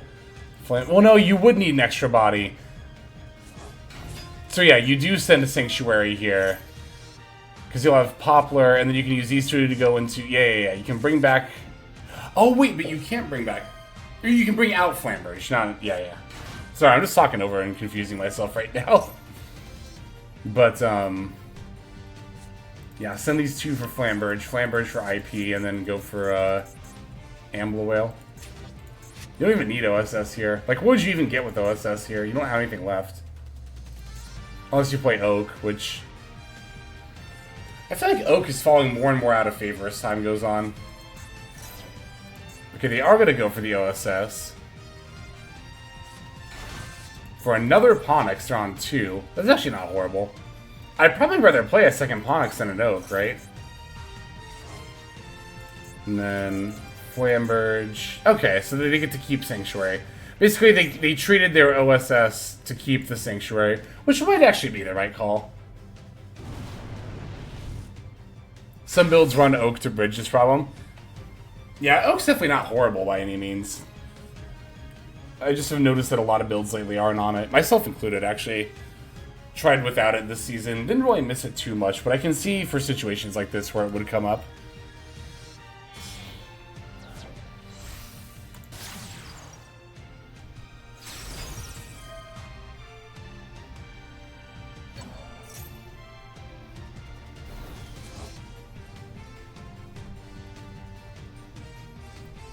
Trish has been on 2 Ponix, 2 Fire King Island. I think it's bad. I do remember seeing Trish talking about that. Right on time, Maxi.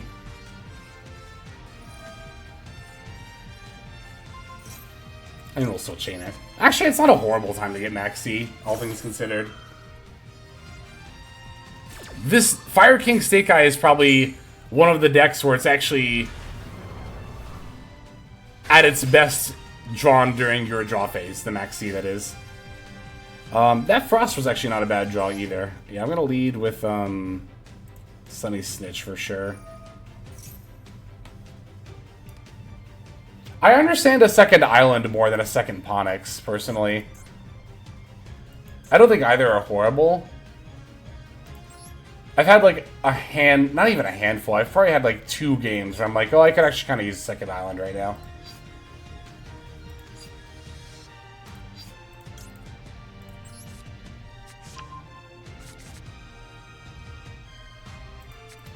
Alright, normal the Leela at F.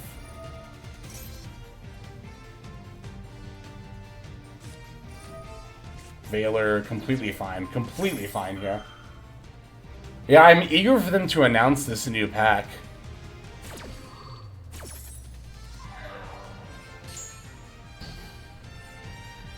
People want to brick on multiple normal summons. Well, to be fair, Eponyx does special itself. I don't know if I agree with 2 Eponyx, but it's not always strictly a normal summon.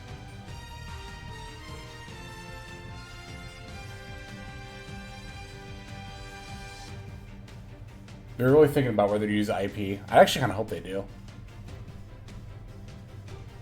Actually, I really hope they do. What am I saying, kinda? Word of Fire King Snake Eye? Yeah, I mean, it's not as dominant as pure Snake Eye was, though. This meta is actually pretty diverse. Like, yes, Fire King Snake Eye is definitely just the best deck, but again, not by as much as pure Snake Eye was when Ashen Wanted were at more than 1. In my opinion. Not even my opinion, the data reflects that too, actually.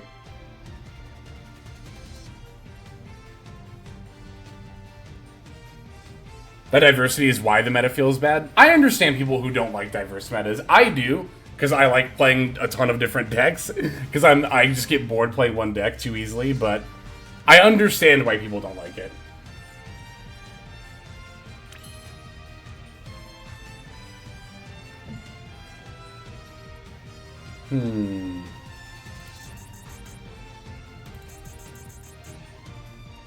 Fire King Snake Eye feels garbage going second. I kind of agree, actually. That's part of why I played Mathmech today. I was like, I didn't want to go second with this deck.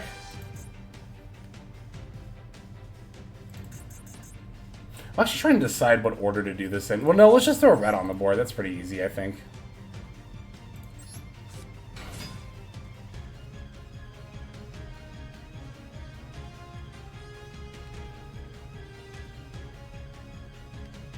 Been having fun with Tier. Tier is a very good deck right now. Tier, along with Pearly, are probably just the 2 best Tier 2 decks right now. Below Fire King, Snake Eye, and Rescue Ace. Yeah, I'll just negate that. Don't really have any problems doing that.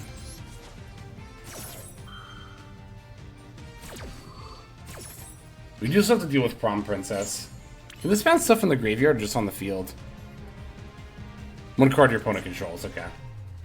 I maybe should have saved this for Prom Princess now that I think about it. Maybe try to get EMP and Meow Mine out sooner for the IP. Maybe. We'll see.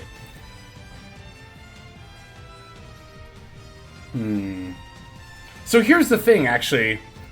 If I summon, like, Elf, right? And they go activate Prom Princess, I can still... Okay. Alright, I think I know what I'm going to do here.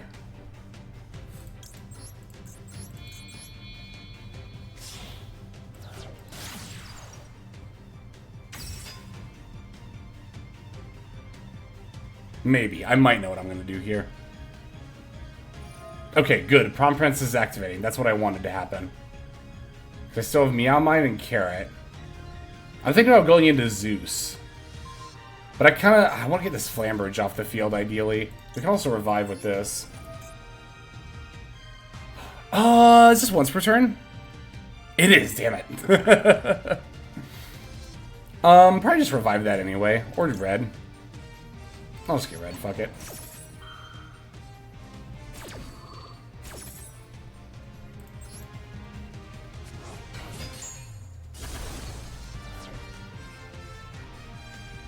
I do actually still have the extra body. Oh yeah, I'm Maxi. I forgot about that. Oh, actually, that was really, really good. Chain another card or effect. Oh, it's asking me if I want to bounce right now. No, I'm good.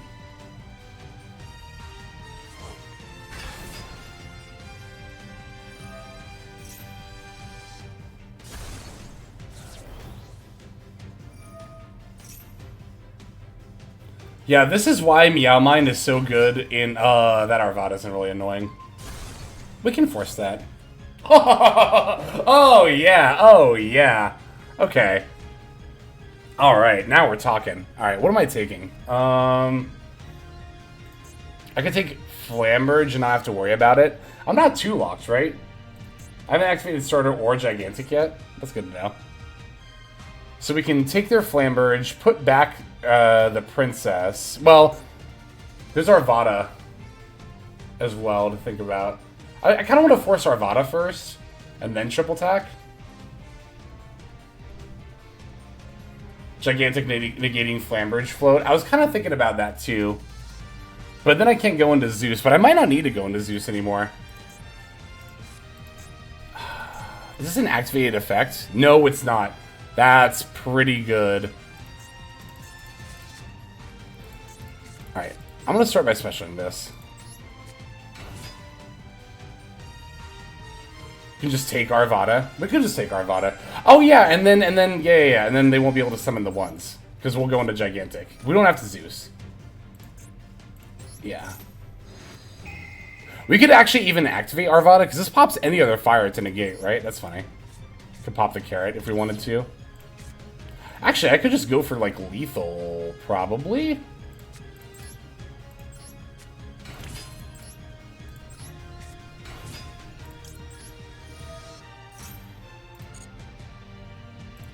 Gamma Burst, because we can just summon blue. I'll add Gamma Burst. Ninja Shadow Mosquito? Oh, we actually probably can. We can definitely Ninja Shadow Mosquito. Hell yeah. I kind of want to do that. I love winning with this card. I just want to make sure I'm not like totally throwing if I choose to do that. I'm just going to go for it. I'm just going to say fuck it. I love winning with Shadow Mosquito. If this is a throw, then whatever, we threw. Fuck it.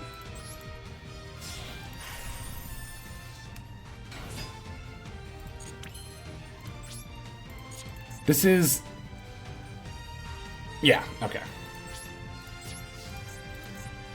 When this card declares an attack, detach, place one who's on one face-up monster. Okay, so it doesn't actually... I don't even have to declare attacks against the Garunix. But I can. Alright, F. Detach to place.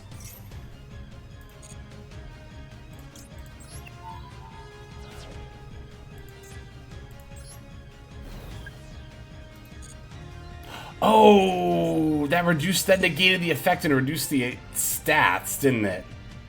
Oh wait, this might actually be fine. If I go like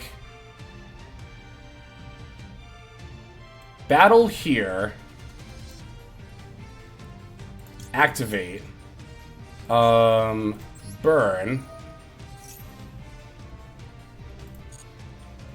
select, battle step, damage. Fuck, that buffs it too. I forgot. Yeah, Link 2. Damn it. Oh no, I threw here. I always forget it boosts their stuff too. To destroy a card? Oops! Whoopsie! High quality ranked gameplay you're seeing here today. That's good. Alright, sure. I totally forgot about the attack reduction. I always forget about Gamma Burst, honestly. Boosting their stuff too. That lets them revive too, doesn't it? Alright. Attack is declared in... Yeah. Oh, it's when an attack is declared. Alright. They technically don't have lethal on board? Oh, they have Flamberge. You can just push it back. Oh, yeah. Yeah, no, Gigantic was the play. Mosquito didn't end up being a throw. Oops. Oh, well.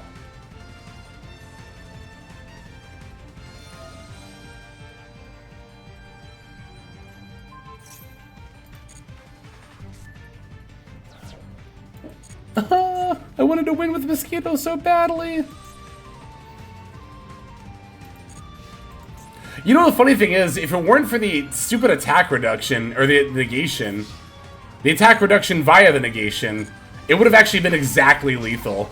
Because this got boosted by 1200, and we did damage, effect damage based off its attack points twice.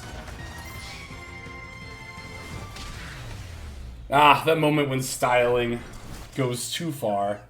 That's all good.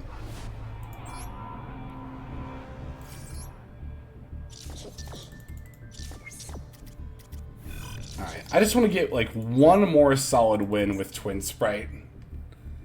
For or one more solid replay. I'd even take an L. For the inevitable deck profile. That may or may not happen, actually. I say inevitable, but I think we'll probably call it after that. Not necessarily one more duel in general, but just like I said, one more solid game. Oh, I'm in top. Now I'm in top 50%. Now that I've ranked down, huh? No, you don't have to be sorry about that. I wanted to go for the Shadow Mosquito OTK. You know, that's not something you have to apologize for. That's never something you have to apologize for. Like, I'm not the type of streamer to, like, you know, follow chat's advice and then go like, grrr. Because, like, obviously, I'm the one following the advice, right? So, like, yeah, that's not something you have to apologize for. Not at all.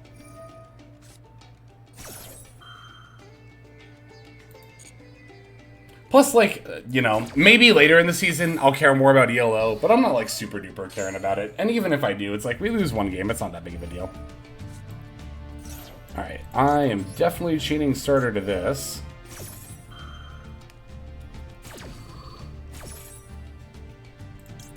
I might give them one draw to summon Carrot here. I think I will, actually. That's fine.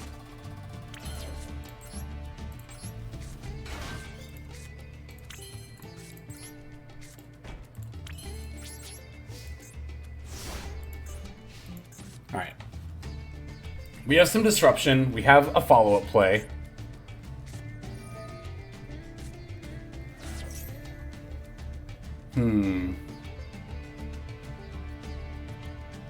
I might actually read that. Will I? Because it could still just normal anyway. Should I save it? I should probably just save it, right? I'm just gonna save it.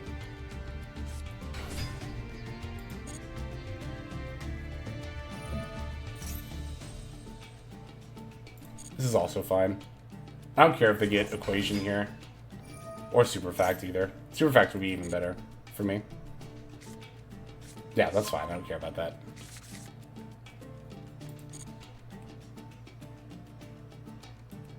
Hey, got a replay redeem from Lampster. We can definitely do that before we finish off. Alright, Alambertian Effect. This I will read.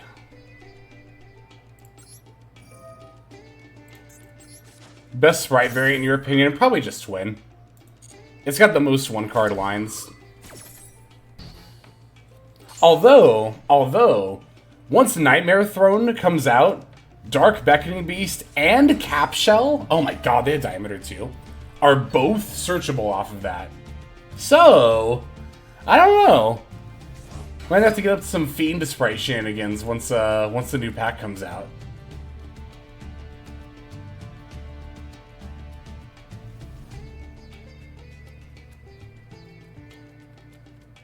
Because, like, then you actually have a lot of one-card starters for a non-twin variant. I know, my boy Beaver! He did nothing wrong!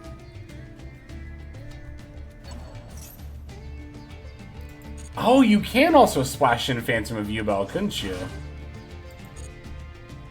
That's not a... Yeah, Fiend Sprite. How's your labbing been going with it?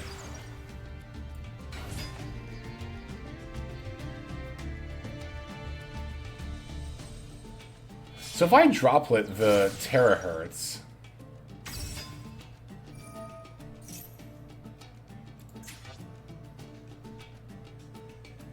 want to climb with it? Hell yeah. One of the best hand trap spam decks. Wow, that's pretty high praise for it. It makes you want to climb with it too. Yeah, if I droplet the terahertz, they can't chain it. which is pretty nice.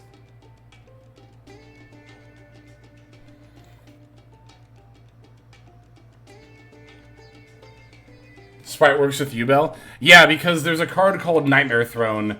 That's a Yubel card, right? It's a field spell, and when you activate it, you add any fiend monster with 0 attack and defense from your deck to your hand. Dark Beckoning Beast, which actually has been played in Pure Sprite in the past, is searchable off of that, and that sets up 2 level 2 bodies right there. Again, you could also search Cap Shell if you wanted to, which is another level 2 fiend that'll let you draw a card when it's used for material for literally like any kind of summon, so... Oh, just about anyway, so... Pure Reese map and Yubel searches everything in the deck for the cost of 4K. I haven't seen too many builds on Pure Reese map, but I mean, you definitely could for sure. Okay, so we're making access code. That's interesting.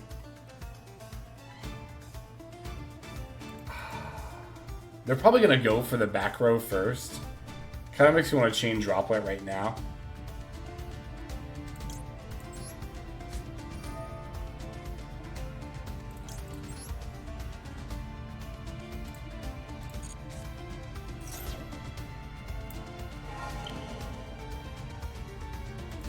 Pure Reese is pretty good in Yubel without Fiendsmith. That's good to know.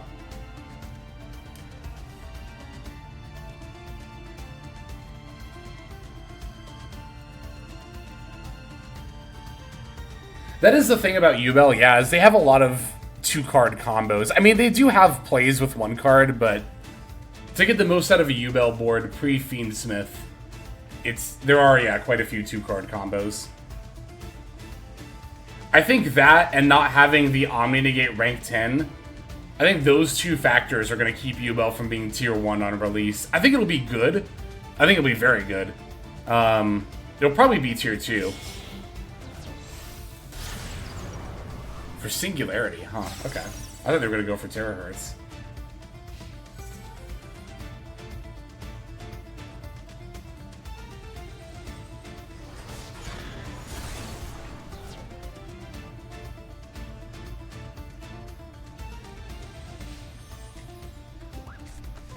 Alright. We lived through their turn. I don't know why they went for access code there. That was a little weird. That's a terrible draw. I see why people don't max out. Like, play 3 and 3 of these. I could definitely see a world where I play 2 Kissekeel.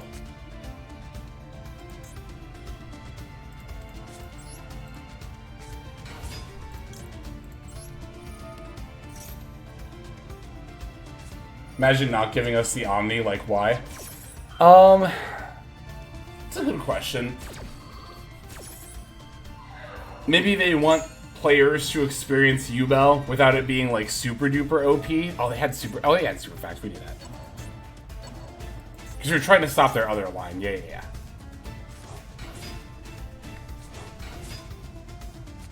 I might make them play it out anyway.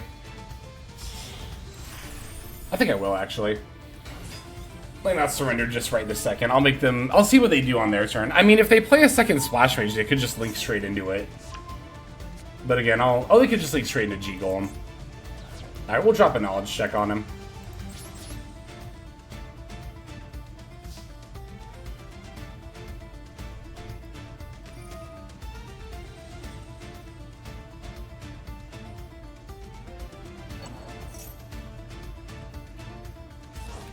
Okay, thank you.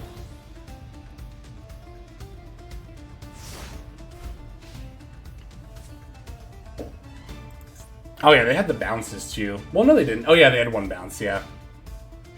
On the Singularity as well. Not going for lethal this turn. No, that's actually not lethal, is it? That's 6,500 damage.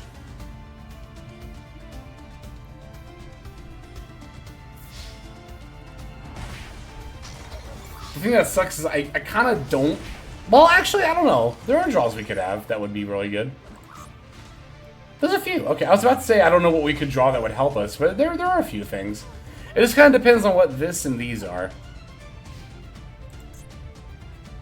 We do have a bounce that we have to play through, but we might be able to do that. That's not it. Oh my god. Oh, and they just have Maxi too. It's pretty Jover. But I'll keep activating cards here for a second.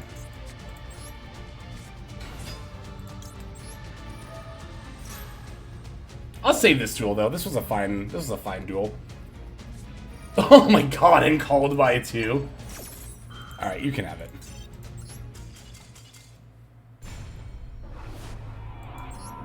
You can have that one. You can just have it. Alright. I think that's enough messing around with Twin Sprite. Let's check out Lamster's replay. I forgot I still had my smiling face on. I like it. I'll keep it on. Alright, if you got a replay, now is the time to get it in. I will take a few... I will take at least a couple more before we end off, if there's any after this one. Alright, Lamster's got a replay here against Ash Bat. Ash Bat. Looks like we are on Rescue Ace. And the opponent is going first. WCS game, WCS qualifier game, so can't see what they're on. No hand traps in this hand, but it is all gas. Oh, it's a mirror. Oh, this is going to be a pretty interesting mirror match then. Because we don't have stuff to stop the opponent, and they're going... Wait, are they Hydrant without activating, or without adding anything? They haven't added anything yet. Ah, they were waiting for another Rescue Ace monster to hit the field. Lost to a cash player today. Couldn't Zeus the board because both my white cats got banished. No! Kitties! Oh, Pin Knight early. That's interesting. Is this Heat Soul? No, it's just... Okay, it's Promethean Princess. A Royal Promethean Princess. Very, very nice. Linking off with the Preventer to make the Ambler Whale. Got a replay from Depression. This is a miserable one. Oh no, I want to share the pain. You want to make us both tribute a monster? Oh, they're on Reinforced. That's interesting. Oh, they have a Royal Turbulence too? Dang. That's pretty good. That's pretty darn good. Is their last face down going to be the other trap card? Probably. They said Extinguish and Reinforce, so that's probably Contain, the card they sent from hand, if I had to guess. And it is, in fact, Contained. It's almost like I'm Psychic, or that was really easy to guess. Oh, and the Ash... They have Alt Art Ash Blossom, too, on top of the Royal Turbulence.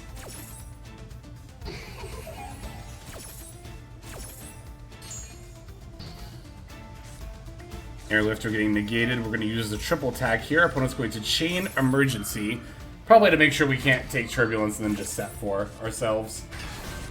Yep, looks like that's exactly what's happening here. We do still get to take, though. We're going to take the Ambler Whale. Going to leak that off with our Airlifter to go for Hita. So now they definitely have to get Promethean Princess, otherwise we just take their Promethean. Alright, Promethean summoned. Preventer... Let's see if that activates here. Ambler Whale gets to activate. Huh? To destroy a card in the field? Why would you do that now? Okay, they do get to Preventer, yeah, to bring back the Hydrant. So the Rescue Ace cards are still live. They're popping their own Prom Princess. I still don't know why they use that effect. And then we get Airlifter here. Gonna pitch the Airlifter for the Diabell. Diabell F here. They're gonna use the Extinguish on the Diabell. Makes sense. And they're using Alert right now as well to summon possibly one of our monsters or one of theirs. Oh no, that adds. Never mind. Sorry, I'm thinking of Rescue. So they're gonna get Impulse. Diabell setting Original Sin. We're going for the Bonfire to add the Poplar. Poplar F gets to Special. Do we have the... no, we don't have the Subversion to add. That's too bad. That would have been pretty good here. Although we have Relinquished Anima instead. So we definitely still have a way to get around this Hydrant.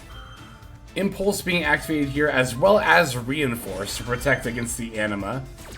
That's just 100% fine, though, isn't it?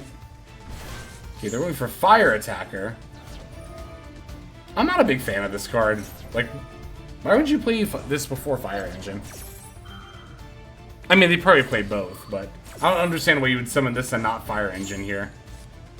I guess, to be fair, what are you going to engine for? Hydrant's already on the field. I guess, yeah, that makes sense. If they're digging for, like, Nib or something. Okay, we're making Little Knight. Preventer F, getting back the Airlifter. Little Knight F to banish the Fire Attacker. Yeah, getting rid of it here is pretty good, just making sure they don't draw at all. Now we can use OSS on the Airlifter. Finally get to our Hydrant. Hydrant F for the Turbulence. Get to summon out Turbulence here. Banishing Preventer and Impulse. Getting to set our 4. There's Extinguish, Contain, Rescue, and Emergency. You know what's funny, though, about Rescue Ace, though, is, like, even their cards that are kind of, like, that they don't always play in the deck are still pretty good. Like, you think about stuff like Fire Attacker and Reinforce, and, like, again, yeah, most Rescue Ace decks might not be playing these cards, but these cards are not terrible by any means. They're pretty solid overall. Rescue Ace is kind of one of those archetypes that really just does not have any, like, terrible cards. Like, all their cards are at least decent. Wow, Raigeki from the top. Not that it really does anything here, as we get to banish the Little Knight along with the Turbulence to help dodge. And then, yeah, we can just rescue back the Hydrant anyway. And looks like that will get the concede from our opponent here. Good stuff, Lamster. That was a very, very good mirror match. I enjoyed that quite a bit. Thank you very much for sharing. It was cool to see, just, yeah, how we were able to... Like, that's the thing about Rescue Ace. Like, it seems really simple on the surface, right? Like, oh, yeah, you just summon Turbulence to set 4, right? But there's a lot of moving parts to it, as was demonstrated in this game, for sure. All right, we do have a replay from Depression 123P as well. Let's go ahead and take a peek at that one here. Oh yeah, 3-3. Dep. We're not following you? Huh? How is that possible? Well, we are now. 24 turns! Oh my god, alright. Buckle on, everyone! Let's see what we got here. 24-turn game with Sword Soul. Opponent's going first. I wonder if they're on stun. Put on ×2? Okay. Alright, I definitely will.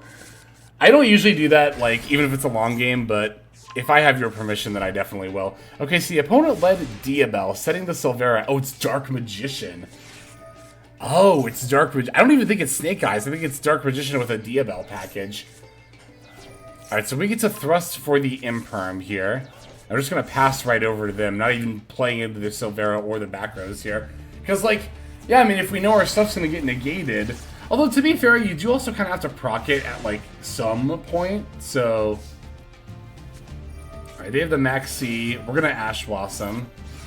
They have a Call by for said Ash Blossom. So I could see passing this turn. Right, we're going to summon the Vishuda and then pass. Okay, that makes sense. Alright, they set 2 more. Oh god. Passing back over to us. Gonna link off the Vishuda for the Monk. Now we can use the Vishuda effect to try to bounce the face down that we know is Silvera. Now we're gonna Moe and reveal, but here's summon limit, so yeah, it did end up being a stun deck. Dark Magician does often play Floodgates, I've noticed. I don't know about often, but I mean, they're playing summon limit here. And I know in Tier 0 format you would play Soul Drain. Okay, battling over the Monk, we get to actually use the Shithana in hand to pop theirs. And then we get to summon back the Monk. Drawing talent for a turn. Opponent's gonna flip the Gozen. Oh yeah, this is definitely a dedicated stun strategy for the DM deck. Funnily enough, we do get to still summon Moe and the token. We just don't have we don't have the oh, Dragite would be so good here. That's not DM. I mean, they played a Dark Magician. There's even multiple copies. Yep, here it is. This is DM. I don't know what to tell you. This is just a Dark Magician deck. I mean, I know they don't all play this many Floodgates, but... yeah, not much we can really do under the Gozen in particular. Yugi wouldn't like this. What are you talking about? Yugi played Swords of Revealing Light. He played the first stall card. And he played Catapult Turtle. I hate to tell y'all, but Yugi just loved... And Exodia! Yugi loved FTKs. Yugi loved FTKs. What do I have to tell you? What else can I say? With the Catapult and the Exodia, was... That's good. Also, Tribute Summon Nibiru. Tribute Summoning Nibiru. Yugi was a stun player. I mean, yeah, in Duelist Kingdom era, you just Karibo multiply and your opponent can't do anything. That's pretty much a floodgate right there, when battling is like the only interaction you have anyway. Oh, Silvera does work from hand. Okay, so they did pitch the Diabell from hand. I don't really consider Swords Revealing Light a floodgate. I mean, I guess in DM level Yu-Gi-Oh! Or like Duelist Kingdom level Yu-Gi-Oh! Like, it probably is, but... Alright, there's summoning another Diabell, setting another Silvera. Rainbow Bridge F gets to proc here for Cobalt Eagle and Secret Village! Oh no! Imagine if Crush Card was how it was in the anime, just like the whole duel. That'd be pretty brutal. Okay, pitching the Eagle to bring back the Diabell. Diabell setting Wanted. I'm surprised we haven't seen a Subversion yet from our opponent. Let's try to like push back our Nibiru or something. Instead they're gonna Wanted for the Diabell, engrave back to hand. Pitch Joel for another Diabell for Big Eye. Big Eye for Nib.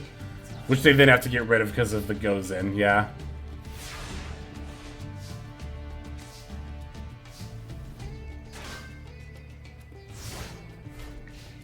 Alright, I do see that we have this Protos in hand, though. Which might be enough to get us there. We get to summon it now. And we can call Dark. This is actually looking pretty good for us, because then they can't summon Dark on their next turn. Hell yeah, Protos. Oh, they have the Imperm. But we have the Blackout. Oh, they have the Silvera. Okay, this is still fine, though, because... Oh, wait, why did they give a Big Eye there? Wait, why would you give a Big Eye there? Because they could have Big Eyed and just taken our Protos. They wouldn't have even had to have given it up for the Gozen. That's weird. Okay. I mean, we'll definitely take that. Oh, no more mats. No more mats. Okay, that makes sense. Alright, so Souls and... Oh, they're just drawing 2. They're giving up their floodgates to draw 2 now. Because they know they can't win under Protos. That makes sense. They know if the game state continues as is, they're not going to be able to win under Protos. So that's why they gave up their floodgates to try to find more gas to out it. Okay. Also, looks like they're on triple Silvera, which is not actually surprising now that we know what their build is all about, but that's still kind of wild. Oh, no, it's just been recycled by the Wanted. Oh, wait, no, it hasn't. Has it? Hang on. Are they just recycling the same Silvera over and over again? I kind of think they are, actually.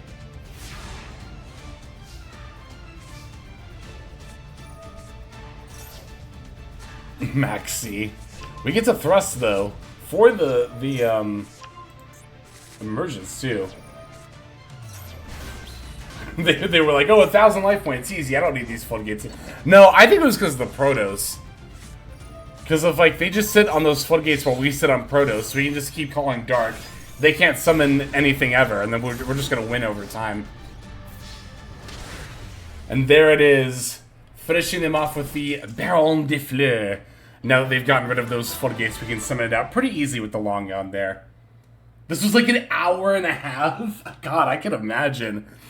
Kudos to you for sticking through that and coming through with the W. Like, that was good. That was good.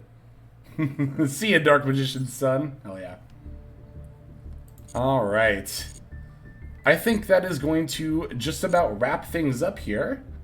Yeah, those 10E cards were very, very good. They carried pretty hard there. Awakening. Oh, because we played in a rating duel. We get an exclusive title for it. Well, we'll definitely put that title on, that's for sure.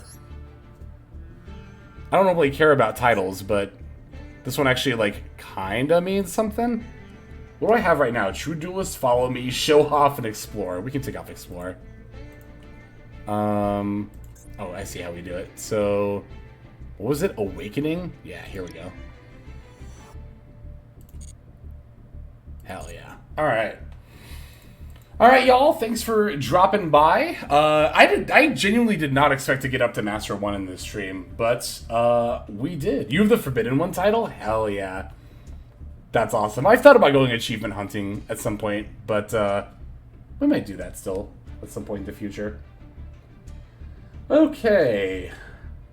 Let us see who we can raid. Whomst is on and out and about. Let's see. You know what? Meeps is on right now. Let's go pop in and say hi to Meeps. Meeps is doing a Master Roulette challenge. Oh, with Multiversal. Hell yeah. Looks like Meeps is on Cyber Dragons, which is pretty cool. So let's go show them some support. Both Meeps and Multiversal, both friends of the channel. So, thanks again for coming by, everyone. It was super awesome to get to Master 1 today and start trying out the ELO duels. I am eager to get back into it next week with the streams. So definitely be on the lookout for our stream schedule over on Twitter/X, whatever you want to call it. But anyway, I'm gonna start with the raid. I'm gonna see y'all later, and I hope you have a good one. Bye.